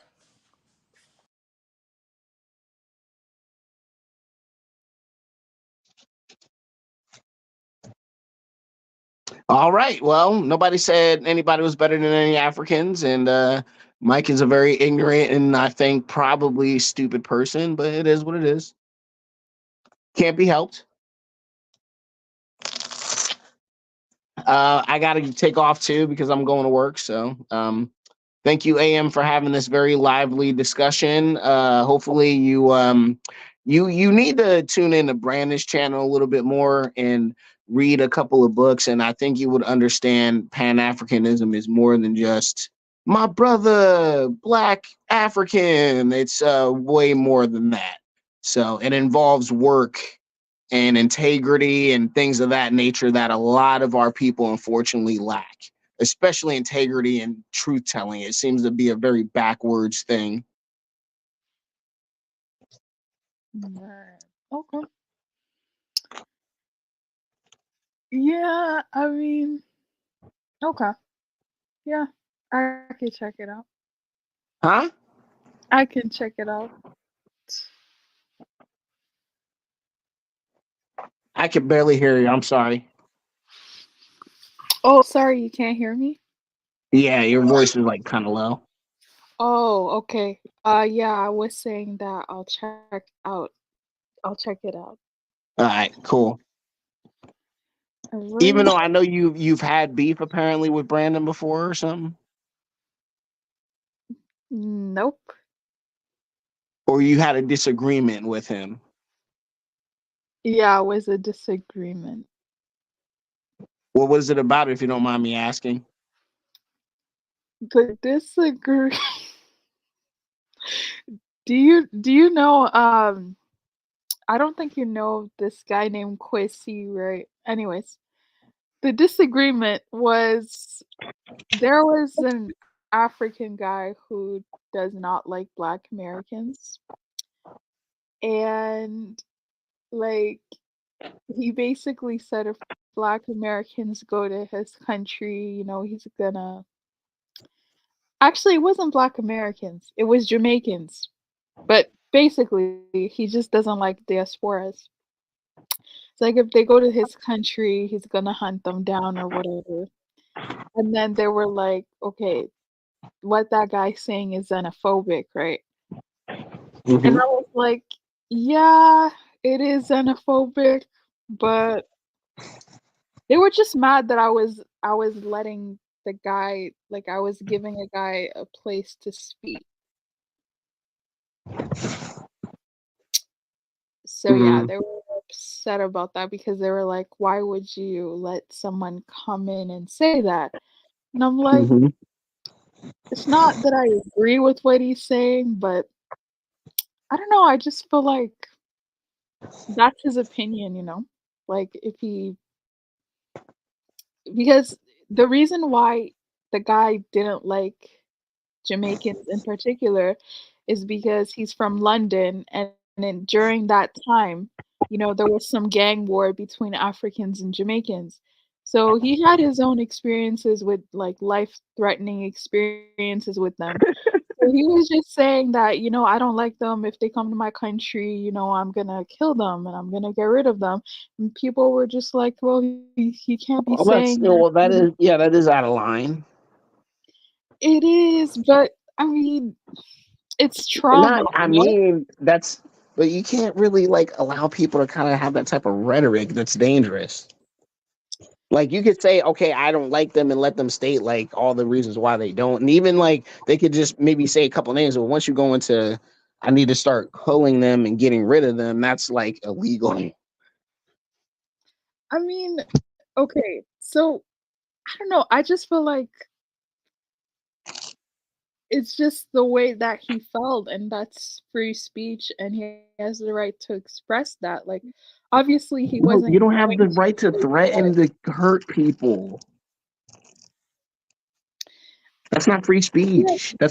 That's threatening I mean, speech. That's like threatening people. people have said much worse, though. Huh? People have said, like, I in get life, it, but in that's real not life, good. people say stuff like that all the time, and Yeah, but that's not it's a good. lot. Like it's just like the people on the black people on Twitter that talking about like kill all white people. Like that doesn't, you know. But if a white person did that, then they start crying. But that's another story for another day. But that's just weird to me.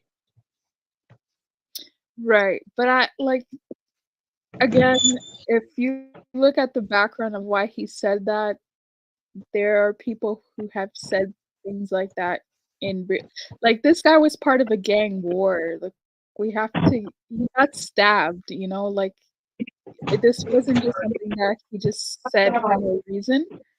And I would tell him like I would tell him Oh, what are behind you the doing? scenes, you can't say that. Are you going to work?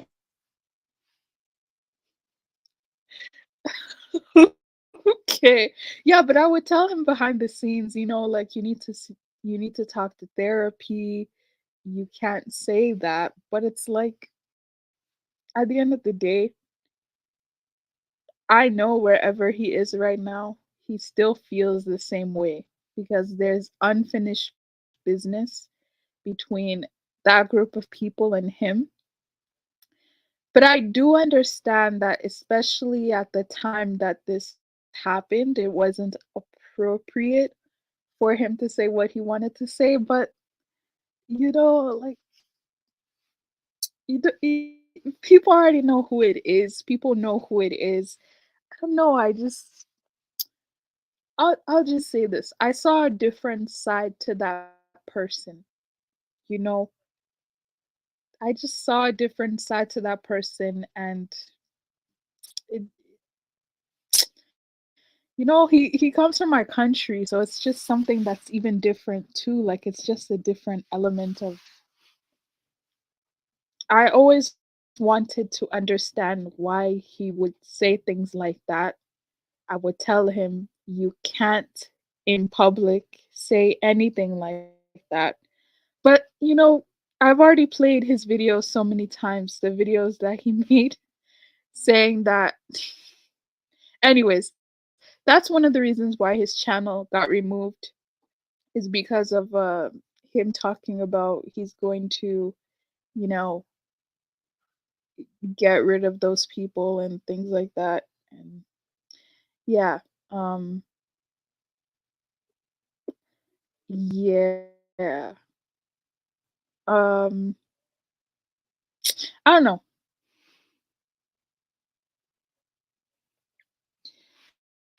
Kwesi, he's still around. He's still in these streets. Um, The reason why he's not coming back on YouTube is I know, like, he basically had hate speech on his channel, so there's no possible way that he can come back, because let's say if him and I were to have a conversation right now, somebody said anything about diasporas, he would automatically get into that trance of, he would automatically just what he went through and what he experienced at the time with diasporas is something that I hope that one day he takes it more seriously and he gets some therapy, because there's a lot of trauma there with that. And I think that, especially in the Black community, there's this thing of, I don't want to talk about what happened to me, especially, if you're a man and there's gang violence and I don't know, maybe something happened to you and you just don't want to tell anyone about what happened. But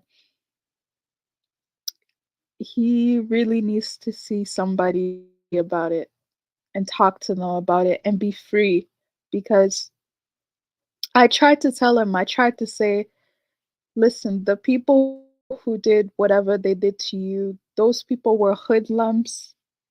They were no good, but you can't use what happened to you to judge the whole group of people from that country, you know?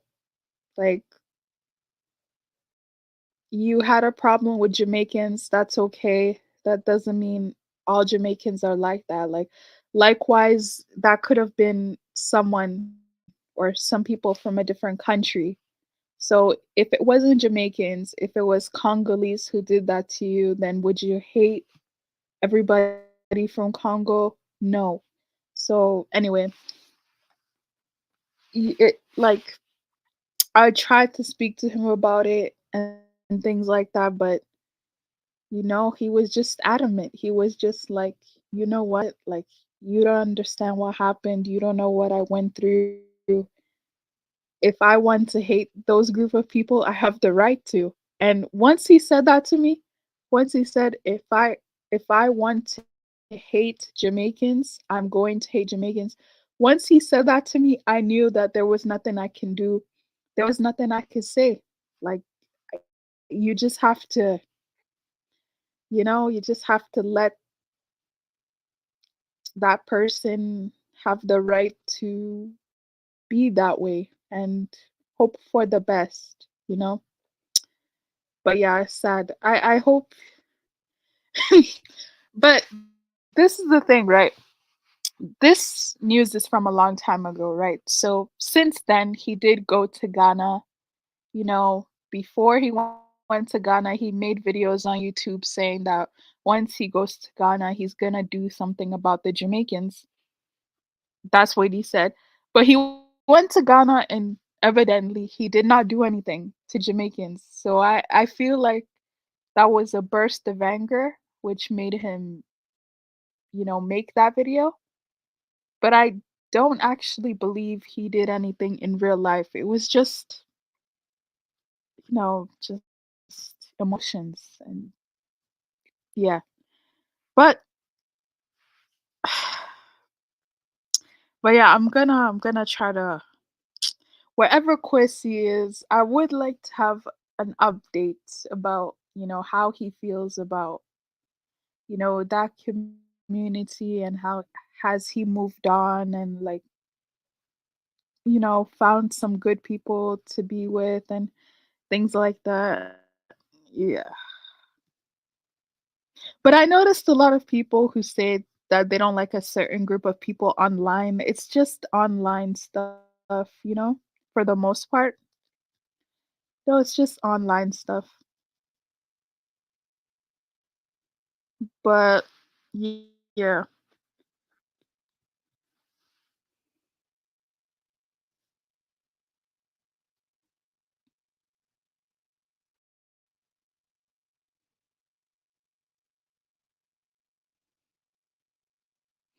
Did Nakamizi report him? No, actually, it was a Jamaican who reported him, which makes sense. It makes sense. So it was a Jamaican lady who reported his channel for hate speech, and you know, of course, YouTube's gonna take it seriously. Like let's say you're from Rwanda and someone says that about your group of people. Um,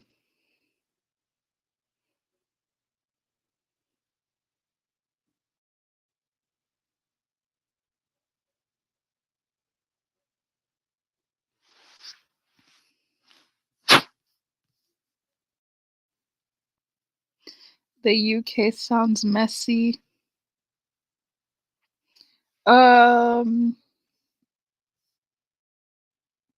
well, I I don't know. I was just a visitor there, so I can't speak from somebody who lives there, but from what I heard, gang culture has drastically changed.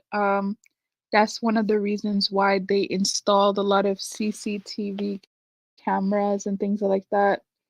So there still is a gang culture that's in their drill music, but that's for people who are very, very young. People who live in the projects or the council estates. That's usually who is part of that culture. But for the most part, people have a life and are working and are just fine. There are still gangs, of course, but now they've evolved. You know, there's Somali gangs. Uh, I think the Africans and Jamaicans are working together now in gang culture, which is very interesting. But yes, anyway, there's just different types of gangs with mixed people from all types of backgrounds. But yeah, the thing about gang culture that is still very disappointing is that they're all, stabbing, shooting, killing each other.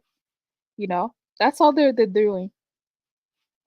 So it's pretty much a waste of time because, you know, you're gonna travel to England to become part of a gang and then go to jail or get killed.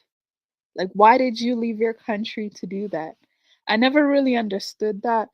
Like, no offense to, any African people out there, but I really just and people say, "Oh, it's people are a product of their environment." And I'm like, there are so many countries in which people are so poor, so much poorer than they are in the West, yet they don't partake in gang culture like the pandemic that is in the West. So I don't know. Whenever people say it's part of your environment, uh, sure, but it's also really bad parenting because I'm sorry, when I was a kid, there would be no way that I would even have time to be caught up in a gang. Like my parents knew everything I was doing. There was no way that I could be recruited into a gang. Like absolutely not. So, and then people say, "Oh, it's single motherhood. That's why people go to gangs and it's this, it's that, is Mm, I don't blame the kids so much for it. I just blame basically the parents. I don't know. And then people go like, okay, well, what if it's a parent who is part of like let's say a single mom who has to work all the time and she has no time to take care of her kids. And I'm just like, if that's the case, does she not have family? Is there absolutely nobody who could watch the kid? Like, absolutely, there's no one, no model at all. Like, the reason why these boys join gangs is because they're left alone. They feel like they're a part of a family when they join the gang, right? So it's like, how is it that you can't replace the gang family with an actual real life family in order to prevent them from joining a gang? Like, I've never really, I guess things are way more complicated than what I'm thinking, but I don't know. The whole just I don't know. Like, whenever I see or hear that this guy is a part of a gang or this girl is a part of this or this girl is a part of that, I always think, where are their parents? Like, where are their grandparents? Like, where is anybody? How is a child